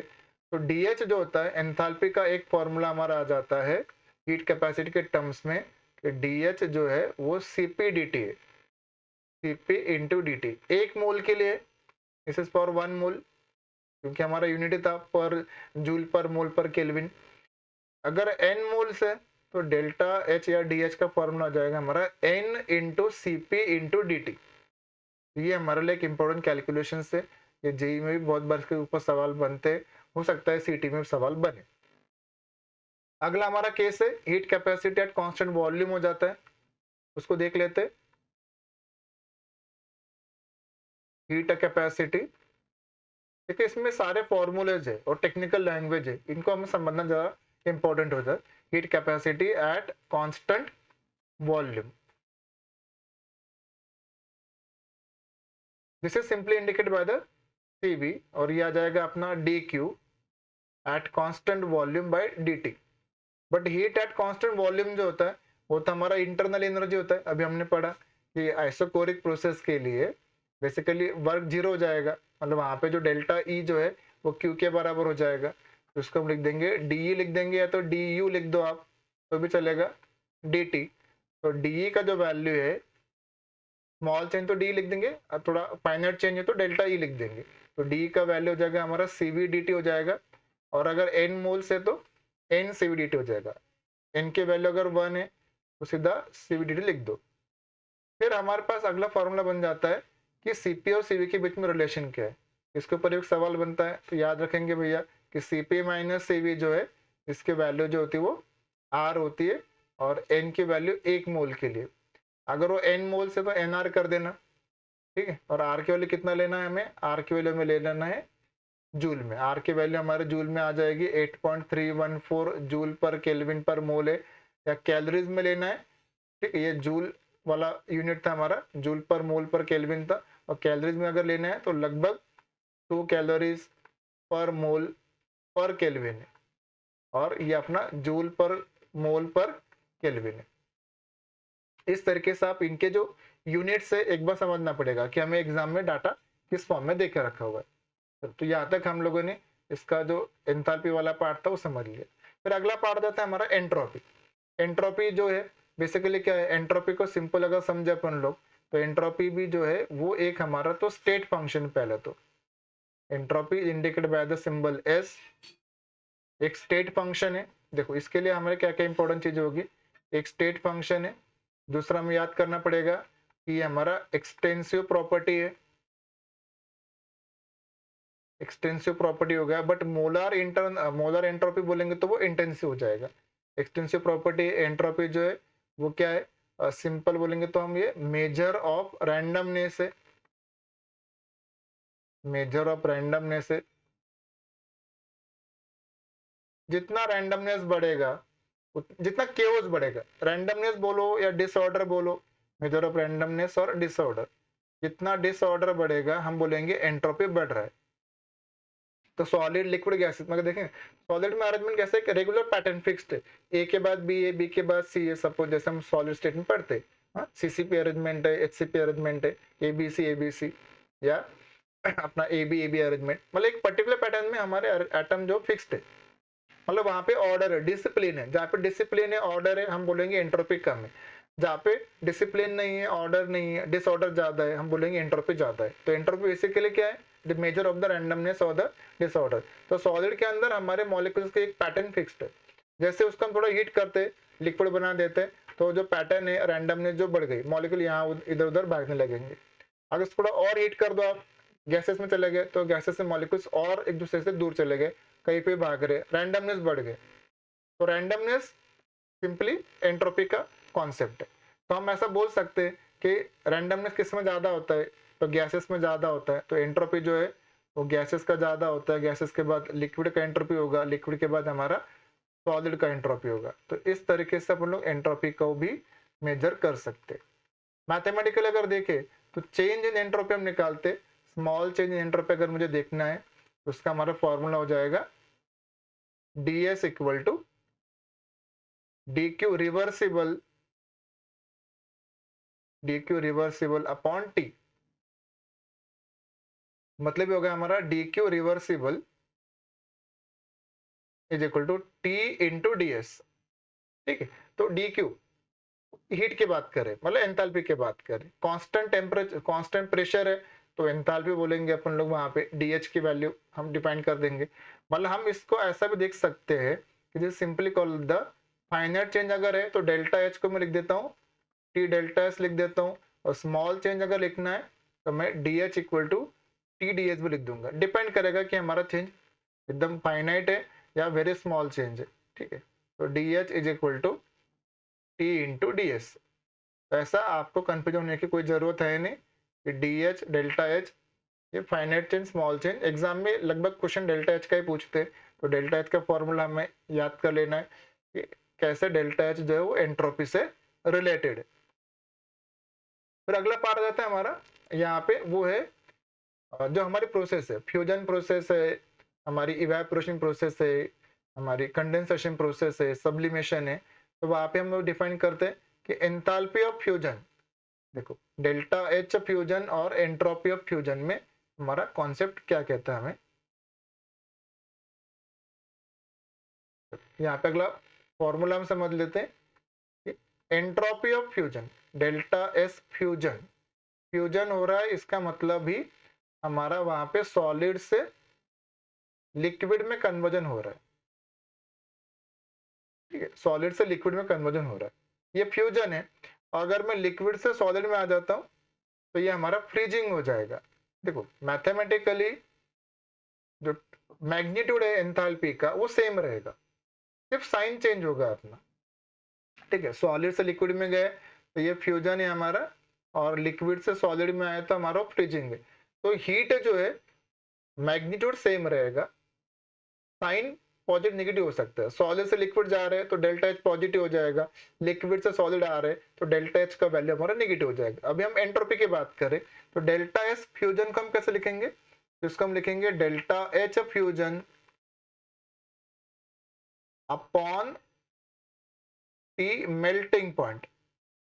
This is melting temperature, melting point, और टेम्परेचर हमेशा केल्विन में लेना है।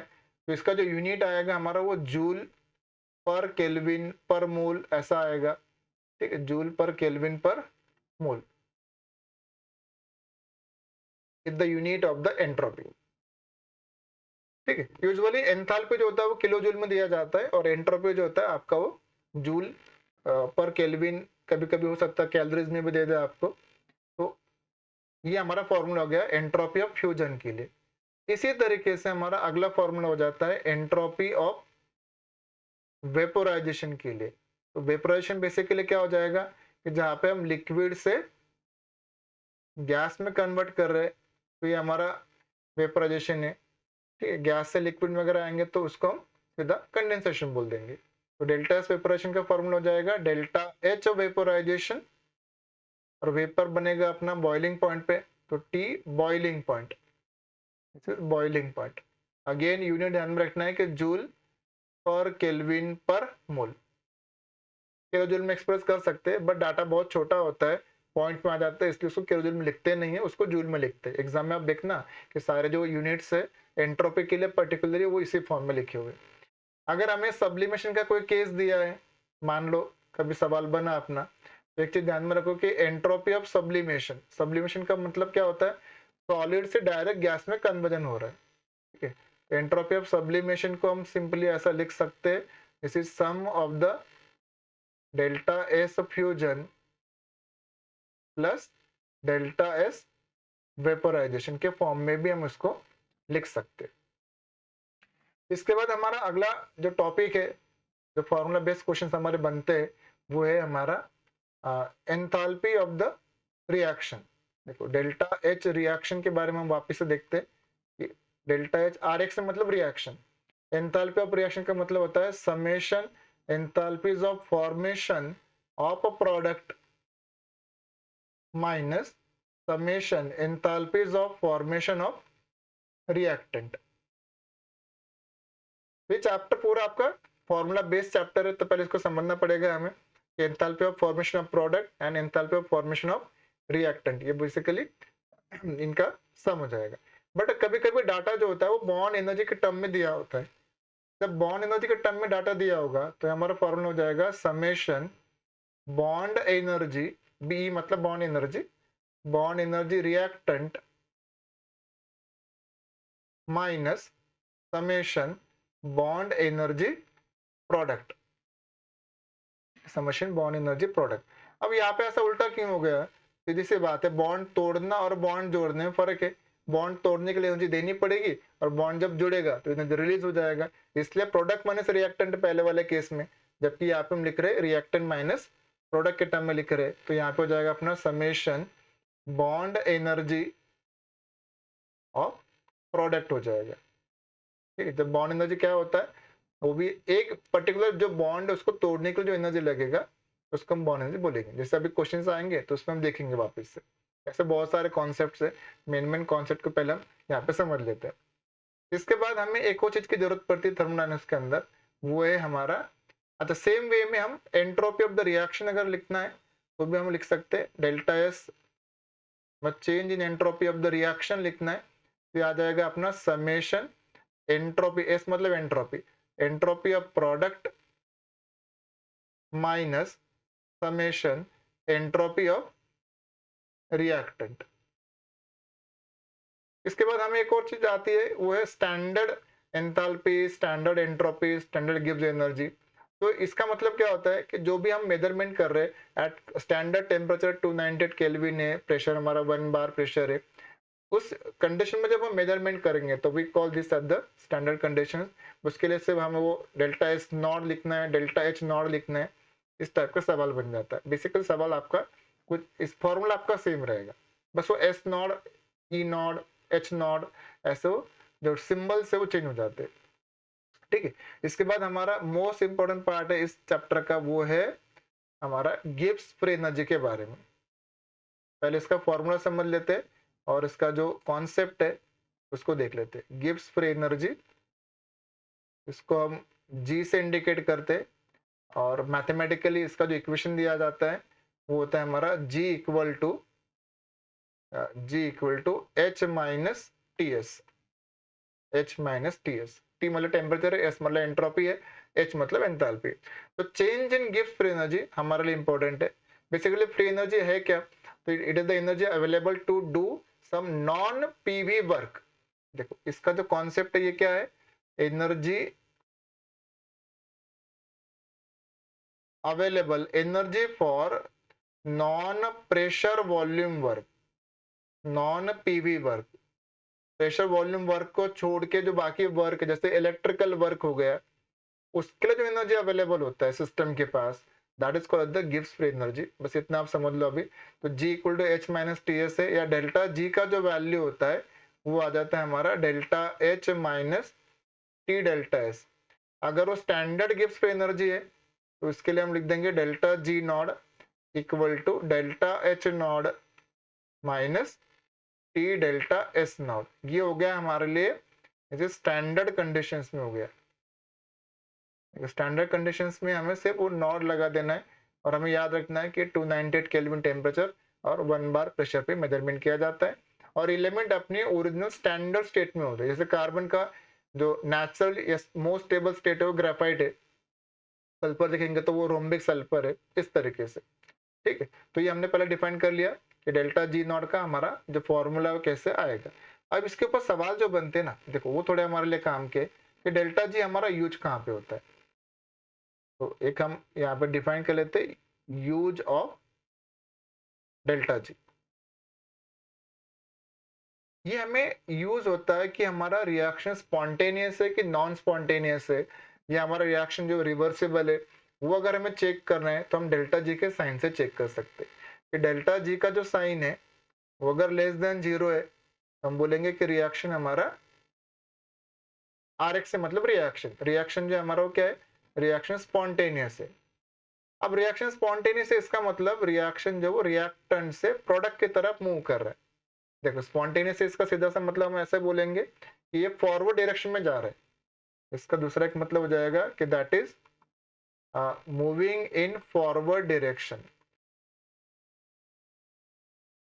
फॉरवर्ड डायरेक्शन में जा रहा है मतलब ही हम बोलेंगे एक तरीके से कि वो रिएक्टेंट से प्रोडक्ट की तरफ जा रहा है, मूविंग इन फॉरवर्ड डायरेक्शन, या प्रोडक्ट बन रहा है।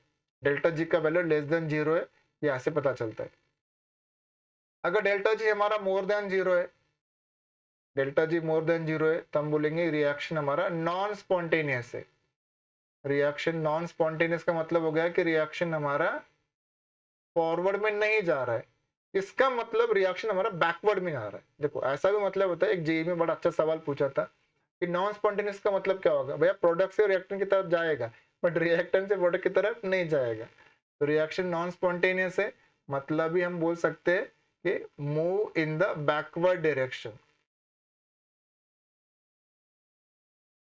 बैकवर्ड या रिवर्स डायरेक्शन, मतलब प्रोडक्ट से रिएक्टेंट के साइड। और तीसरा केस हमारा बन जाता है कि जब डेल्टा जी का वैल्यू जो है हमारा 0 हो जाएगा। जब डेल्टा जी हमारा 0 होता है तो ये होता है हमारा एट इक्विलिब्रियम पे, दिस इज एट इक्विलिब्रियम। तो ये हमें कुछ इंपॉर्टेंट चीजें रिएक्शंस में लगेगी। क्वेश्चन आएगा कि रिएक्शन हमारा स्पॉन्टेनियस है कि नॉन स्पॉन्टेनियस है कि एट इक्विलिब्रियम है, ये समझने के लिए। ठीक है, फिर अगला पार्ट देता है हमारा, थोड़ा सा टेक्निकल ग्लिच है, थोड़ा सा वेट करेंगे, मेरे ख्याल से हो जाएगा। अभी हो गया, सिस्टम हैंग हो गया था लगभग, लगता है वो भी थक गया है, इतना ज्यादा थियरी पार्ट हम पढ़ रहे। ठीक है, तो थोड़ा सा पार्ट है थियरी का, ये पूरा चैप्टर हमारा कंप्लीट हो जाएगा। फिर जो बाकी थियरी है, सेकंड लॉ ऑफ थर्मोडायनामिक्स के जो मैथमेटिकल स्टेटमेंट्स है वो थियरी बेस्ड क्वेश्चन है। मेनली फॉर्मूले हमने देख लिए कि क्या क्या फॉर्मूलेज हमारे थे। एक थोड़ा सा एक फॉर्मूला और हमारा बचा हुआ है डेल्टा जी के बारे में, जो सवाल एग्जाम में पूछते हैं, पहले उसको हम समझ लेते। देखो delta G is equal to delta H minus T delta S. अब आपको एग्जाम में सवाल पूछते हैं कि ऐसे कौन से कंडीशंस होगी जब हमारा रिएक्शन ऑलवेज स्पॉन्टेनियस होगा या नॉन स्पॉन्टेनियस होगा। तो ये भी एक सवाल हमारा बनता है। बस दिमाग में ये याद रखना है कि डेल्टा जी लेस देन 0 है तो स्पॉन्टेनियस है, डेल्टा जी मोर देन 0 है, नॉन स्पॉन्टेनियस है, डेल्टा जी इक्वल टू 0 है, तो रिएक्शन हमारा एट इक्विलिब्रियम। ठीक है, तो इसको हम समझ लेते हैं अभी कि डेल्टा एच का जो साइन है, देखो डेल्टा एच, डेल्टा एस और डेल्टा जी, तीन केसेस हमारे। डेल्टा जी निगेटिव कब आएगा वो हमें सोचना है, तब रिएक्शन हमारा स्पॉन्टेनियस होता है। अब डेल्टा एच अगर हमारा निगेटिव है, डेल्टा एच अगर नेगेटिव है मतलब रिएक्शन हमारा एक्सोथर्मिक है ना, ये हमें याद होना चाहिए कि एक्सोथर्मिक रिएक्शन के लिए डेल्टा एच नेगेटिव होता है, एंडोथर्मिक के लिए डेल्टा एच का वैल्यू हमारा पॉजिटिव होता है। डेल्टा एच निगेटिव है, डेल्टा एस अगर हमारा पॉजिटिव है, तो डेल्टा जी जो है वो हमेशा नेगेटिव आएगा। सीधी सी बात है, हमारा फॉर्मूला जो था वो क्या था कि delta G equal to delta H minus T delta S है। आप डेल्टा एच को नेगेटिव पुट कर दो, टेम्परेचर तो पॉजिटिव होता है, डेल्टा एस आपका जो है वो पॉजिटिव है, तो पूरा सम जो आपका नेगेटिव हो जाएगा और डेल्टा जी नेगेटिव है। अगर ऐसा केस है, हम बोलेंगे रिएक्शन जो है, reaction always spontaneous at any temperature, at any temperature, कुछ भी टेम्परेचर है, रिएक्शन हमारा स्पॉन्टेनियस ही रहेगा। तो ये कंडीशन पूछते हैं कि what are the condition for the reaction to be spontaneous at all temperature. तो डेल्टा एच नेगेटिव होना चाहिए, डेल्टा एस आपका पॉजिटिव होना चाहिए। बस मैथमेटिकली सोचना है, बाकी कुछ ज्यादा दिमाग नहीं लगाना है, इसको रट्टा मारने का भी कोई मतलब नहीं है, आपको ये टेक्निकली समझना पड़ेगा। ठीक है, डेल्टा एच हमारा नेगेटिव है, ठीक है, और डेल्टा एस भी हमारा नेगेटिव है। तो नेगेटिव और नेगेटिव जो डेल्टा एस वाला साइन था हमारा, देखो तो डेल्टा एस अगर नेगेटिव हो तो सेकंड वाला पार्ट हमारा पॉजिटिव हो जाएगा, और पॉजिटिव माइनस नेगेटिव का आंसर जो है वो पॉजिटिव भी आ सकता है और नेगेटिव भी आ सकता है, क्योंकि डिपेंड कर रहा है कौन बड़ा है कौन छोटा है, उसके ऊपर डिपेंड करेगा। तो अगर हमारा डेल्टा एच नेगेटिव है, डेल्टा एस भी नेगेटिव है, तो आप हमारे पास दो केस बन सकते हैं कि डेल्टा जी का वैल्यू जो है वो नेगेटिव बन सकता है, या डेल्टा जी का वैल्यू जो हमारा वो पॉजिटिव बनेगा। अब नेगेटिव कब बनेगा? नेगेटिव तो तब बनेगा जब डेल्टा एच का वैल्यू हमारा बहुत बड़ा होगा, या फिर हम बोलेंगे कि टी डेल्टा एस का वैल्यू जो छोटा होगा। तो यहाँ पे जो टेम्परेचर होता है ना, जो मल्टीप्लाई किया हुआ नंबर है, वो मैटर करता है। अगर वो छोटा नंबर है तो वो टी डेल्टा एस का वैल्यू छोटा हो जाएगा, और डेल्टा एच नेगेटिव है तो बड़े नंबर में से छोटा नंबर अगर माइनस करेंगे और बड़ा नंबर नेगेटिव था तो आंसर हमारा नेगेटिव आ जाएगा। तो ये हम बोल देंगे कि डेल्टा जी हमारा नेगेटिव हो जाएगा, मतलब रिएक्शन स्पॉन्टेनियस है, रिएक्शन स्पॉन्टेनियस है एट लो टेम्परेचर पे, क्योंकि लो टेम्परेचर पे ये सम जो है अपना वो नेगेटिव आएगा। और अगर टेम्परेचर हाई है तो हम बोल देंगे कि रिएक्शन हमारा नॉन स्पॉन्टेनियस है, नॉन स्पॉन्टेनियस है एट हाई टेम्परेचर पे। ठीक है, तो ये हमने कंडीशन देख लिया। अगला कंडीशन है कि हमारा डेल्टा एच अगर हमारा पॉजिटिव है, देखो अब हमारा कंडीशन बनेगा कि डेल्टा एच हमारा पॉजिटिव है और डेल्टा एस जो है वो भी हमारा पॉजिटिव है। ये तो पॉजिटिव होता है, तो पॉजिटिव माइनस पॉजिटिव, पॉजिटिव भी आ सकता है, नेगेटिव भी आ सकता है। तो डेल्टा जी का जो वैल्यू है वो आपका नेगेटिव भी आ सकता है, डेल्टा जी का वैल्यू जो आपका वो पॉजिटिव भी आ सकता है। तो नेगेटिव कब आएगा? जब वो टी डेल्टा एस का जो वैल्यू है वो काफी बड़ा होगा, मतलब टेम्परेचर बड़ा होना चाहिए। तब हम बोलेंगे कि रिएक्शन जो हमारा स्पॉन्टेनियस होगा, स्पॉन्टेनियस एट हाई टेम्परेचर पे। ठीक, इसको आप टेबल बना के भी आप उसको समझ सकते हो, बट ये रट्टा मारने का सवाल नहीं है, ये आपका कॉन्सेप्चुअल क्वेश्चन है, कॉन्सेप्ट को अप्लाई करना है, मैथमेटिकल सोचना है, बाकी कुछ नहीं है। और ये हो जाएगा अपना रिएक्शन जो है वो नॉन स्पॉन्टेनियस है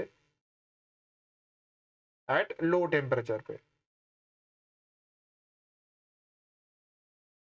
ठीक है, और एक लास्ट इसका सिचुएशन देख लेते कि डेल्टा एच हमारा पॉजिटिव है, डेल्टा एच पॉजिटिव है और डेल्टा एस जो है वो हमारा नेगेटिव है। देखो जनरल ऐसा बनेगा नहीं, आप हीट कर रहे हो सब्सटेंस का एंट्रोपी डिक्रीज हो, ऐसा होगा नहीं। डेल्टा एच नेगेटिव है, डेल्टा एच पॉजिटिव था, तो डेल्टा से अगर नेगेटिव है तो सेकेंड टाइम पॉजिटिव बन जाएगा और डेल्टा जी अपना पूरा पॉजिटिव बन जाएगा। मतलब हम बोलेंगे इस केस में रिएक्शन ऑलवेज नॉन स्पॉन्टेनियस है, रिएक्शन ऑलवेज नॉन स्पॉन्टेनियस, मतलब कुछ भी टेम्परेचर हो ये हमारा नॉन स्पॉन्टेनियस हो जाएगा। ठीक है, एसपीओ मतलब शॉर्ट में लिखा है मैंने, नॉन स्पॉन्टेनियस, मतलब रिएक्शन पॉसिबल नहीं। तो ऐसे कुछ सवाल जो है वो एग्जाम में आपको पूछते हैं। तो ये थियरी पार्ट जो है हम लोगों ने यहाँ तक पूरा इसका देख लिया है। सेकेंड लॉ ऑफ थर्मोडायनेमिक्स के स्टेटमेंट बेस्ड सवाल बनेंगे अपने, तो ये थोड़ा सा थियरी हमें पढ़ना चाहिए। थर्ड लॉ ऑफ थर्मोडायनेमिक्स जो है उसके भी स्टेटमेंट बेस्ड सवाल जो है वो बन जाते हैं कि जैसे हम एब्सोल्यूट जीरो टेम्परेचर की तरफ जाएंगे तो जो क्रिस्टलाइन सब्सटेंस है, परफेक्ट क्रिस्टलाइन सब्सटेंस, उसका एंट्रोपी भी जीरो की तरफ जाता है। ये हमारा होता है थर्ड लॉ ऑफ थर्मोडायनेमिक्स का स्टेटमेंट है। सेकेंड लॉ ऑफ थर्मोडायनेमिक्स के भी अलग अलग स्टेटमेंट्स है, उनमें से कुछ इंपॉर्टेंट स्टेटमेंट क्या कहते हैं अपने को, ये कहते हैं कि हम किसी भी एनर्जी को हीट में 100% कन्वर्ट कर सकते हैं, बट हीट को हम किसी और फॉर्म में 100% कन्वर्ट नहीं कर सकते, या फिर ऐसा हम कोई मशीन नहीं बना सकते जो 100% एफिशिएंसी दे। ये भी अपना सेकेंड लॉ ऑफ थर्मोडायनेमिक्स का ही एक स्टेटमेंट हो जाएगा। ठीक है, फिर हमें यहाँ पे देखना पड़ेगा अगेन कुछ और चीजें हमारे आती है, जैसे कि सेकेंड लॉ के जो फैक्ट बेस्ड क्वेश्चन पूछेंगे अपने को, select the correct statement about the second law of thermodynamics, spontaneous process, exothermic process, endothermic process, condition for the exothermic condition for the spontaneous non spontaneous reaction। तो ये छोटे छोटे fact based question पूछेंगे। Enthalpy of formation क्या होता है, enthalpy of solution क्या है, एंथैल्पी ऑफ न्यूट्रलाइजेशन क्या है। तो ये जो थोड़े जो कॉन्सेप्ट है हमारे, इनको हम बेसिकली जब हम क्वेश्चंस करेंगे तो उसके साथ ही हम इसको देख लेंगे। तो थियरी बेस्ड क्वेश्चन कहाँ पे बन सकते हैं? थियरी बेस्ड क्वेश्चन बनेंगे आपने वो जो थर्मोडायनेमिक्स के जो स्टेटमेंट बेस्ड सवाल से या उसके जो डेफिनेशन है वहां पे हम एक बार उसको देख लेना चाहिए। और हमारा जो थर्ड लॉ ऑफ थर्मोडायनेमिक्स है उसका जो स्टेटमेंट है, डेफिनेशन है, उसको हमें समझ लेना चाहिए। तो ये थोड़ा थियरी पार्ट्स हो गया। एक्सटेंसिव इंटेंसिव प्रॉपर्टी, अलग अलग टाइप की प्रोसेस क्या है, स्टेट फंक्शंस क्या है, ये हमने देख लिया हीट कैपेसिटी क्या होता है। स्पेसिफिक हीट के बारे में हमारा एक रह गया था, उसको भी एक बार हम देख लेते हैं। स्पेसिफिक हीट जो है वो बेसिकली हम इंडिकेट करते हैं बाय द सिंबल, ठीक है। स्पेसिफिक हीट जो है उसको हम क्यू से भी दिखा सकते हैं, जिससे बेसिकली हीट है मतलब, ठीक है। तो specific heat Q is equal to M S delta T. तो एस जो है मतलब स्पेसिफिक हीट का हमारा जो फॉर्मूला है वो बेसिकली क्या है, Q is equal to M S delta T. तो एस जो है ना वो अपना क्या है, स्पेसिफिक हीट है। तो बहुत सारे लोग ना कंफ्यूज हो जाते हैं कभी कभी कि अरे सर एंट्रोपी के लिए भी यही है, बट वहां पे वर्ड यूज करेंगे एंट्रोपी मतलब वो चेंज इन एंट्रोपी होता है, ये थोड़ा ध्यान में रखो। क्यू मतलब हीट है, एम क्या है, एम अपना वो मास है, मास ऑफ द सिस्टम होगा, ठीक है। मास आपको विजुअली वो ग्राम में देंगे, किलोग्राम में देंगे, जैसे भी होगा, यूनिट हमें डिफाइन कर लेना है। डेल्टा टी क्या है, तो चेंज इन टेम्परेचर है। तो ये भी कभी कभी छोटा सवाल बन जाता है। तो ये बेसिकली हमने अभी तक पूरा जो थर्मोडायनामिक्स का जो मेन कॉन्सेप्ट थे, जो मेन फॉर्मूलेस थे, इनको देख लिया है। अब enthalpy of the reactions, enthalpy of formation का इक्वेशन कैसे लिखते हैं, एंथैल्पी ऑफ सॉल्यूशन क्या होता है। एंथैल्पी ऑफ सॉल्यूशन बेसिकली क्या होता है, एंथैल्पी ऑफ सॉल्यूशन होता है अपना एंथैल्पी ऑफ लैटिस, ठीक है, डेल्टा एच सॉल्यूशन। देखो एक और कॉन्सेप्ट है हमारा एंथैल्पी ऑफ सॉल्यूशन का, ये कहता है अपना डेल्टा एच लैटिस, मतलब lattice energy plus hydration energy का जो सम है उसको बोला गया है एंथैल्पी ऑफ सॉल्यूशन है। तो ये हमारा कॉन्सेप्ट हो जाएगा। एक हमारा कॉन्सेप्ट हमेशा आता है हमारा enthalpy of formation, delta H F, इसको हम बोलेंगे एंथैल्पी ऑफ फॉर्मेशन। इसकी भी आपको जरूरत पड़ती है बहुत बार, एंथैल्पी ऑफ फॉर्मेशन। तो जब भी हम एंथैल्पी की बात करें तो हमें एक चीज याद रखनी चाहिए कि फॉर्मेशन है या एंथैल्पी, एंथैल्पी एक मोल के लिए डिफाइन करेंगे। एंथैल्पी ऑफ सॉल्यूशन हो, बॉन्ड एंथैल्पी हो, एंथैल्पी ऑफ न्यूट्रलाइजेशन हो, एंथैल्पी ऑफ कंबशन हो, व्हाटएवर, जब भी हम एंथैल्पी की बात करेंगे तो we talk about the one mole. तो एंथैल्पी ऑफ फॉर्मेशन बेसिकली आपको क्या सिखाता है कि एक मोल कंपाउंड जब आपका फॉर्म होगा, एक मोल कंपाउंड जब फॉर्म होगा तो जो एनर्जी प्रोड्यूस हो रहा है या एनर्जी रिलीज हो रहा है उसको बोलेंगे हम लोग enthalpy of formation.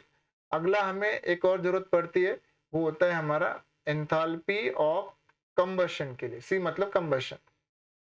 Again combustion हमारा क्या है, कंबशन हमारा पूरा एक्सोथर्मिक प्रोसेस होता है, एंथैल्पी ऑफ कंबशन। अगेन यहाँ पे ध्यान देना पड़ेगा कि how will define, one mole substance जब बर्न होगा completely in excess of oxygen and converted into its stable oxide, that is called the enthalpy of combustion। जब आसान है, कंबशन किसको कह रहे, एक मोल सब्सटेंस आपका कंप्लीटली बर्न होना चाहिए, इनकम्प्लीट कंबशन नहीं चलेगा, कंप्लीटली बर्न होना चाहिए and it should be converted into stable oxide.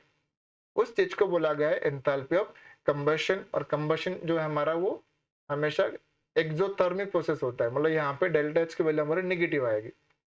फिर अगला एक पार्ट आता है हमारा एंथैल्पी ऑफ न्यूट्रलाइजेशन होता है। इसके भी जब हम क्वेश्चंस देखेंगे तो इसका थ्योरी एक बार हम पढ़ लेंगे।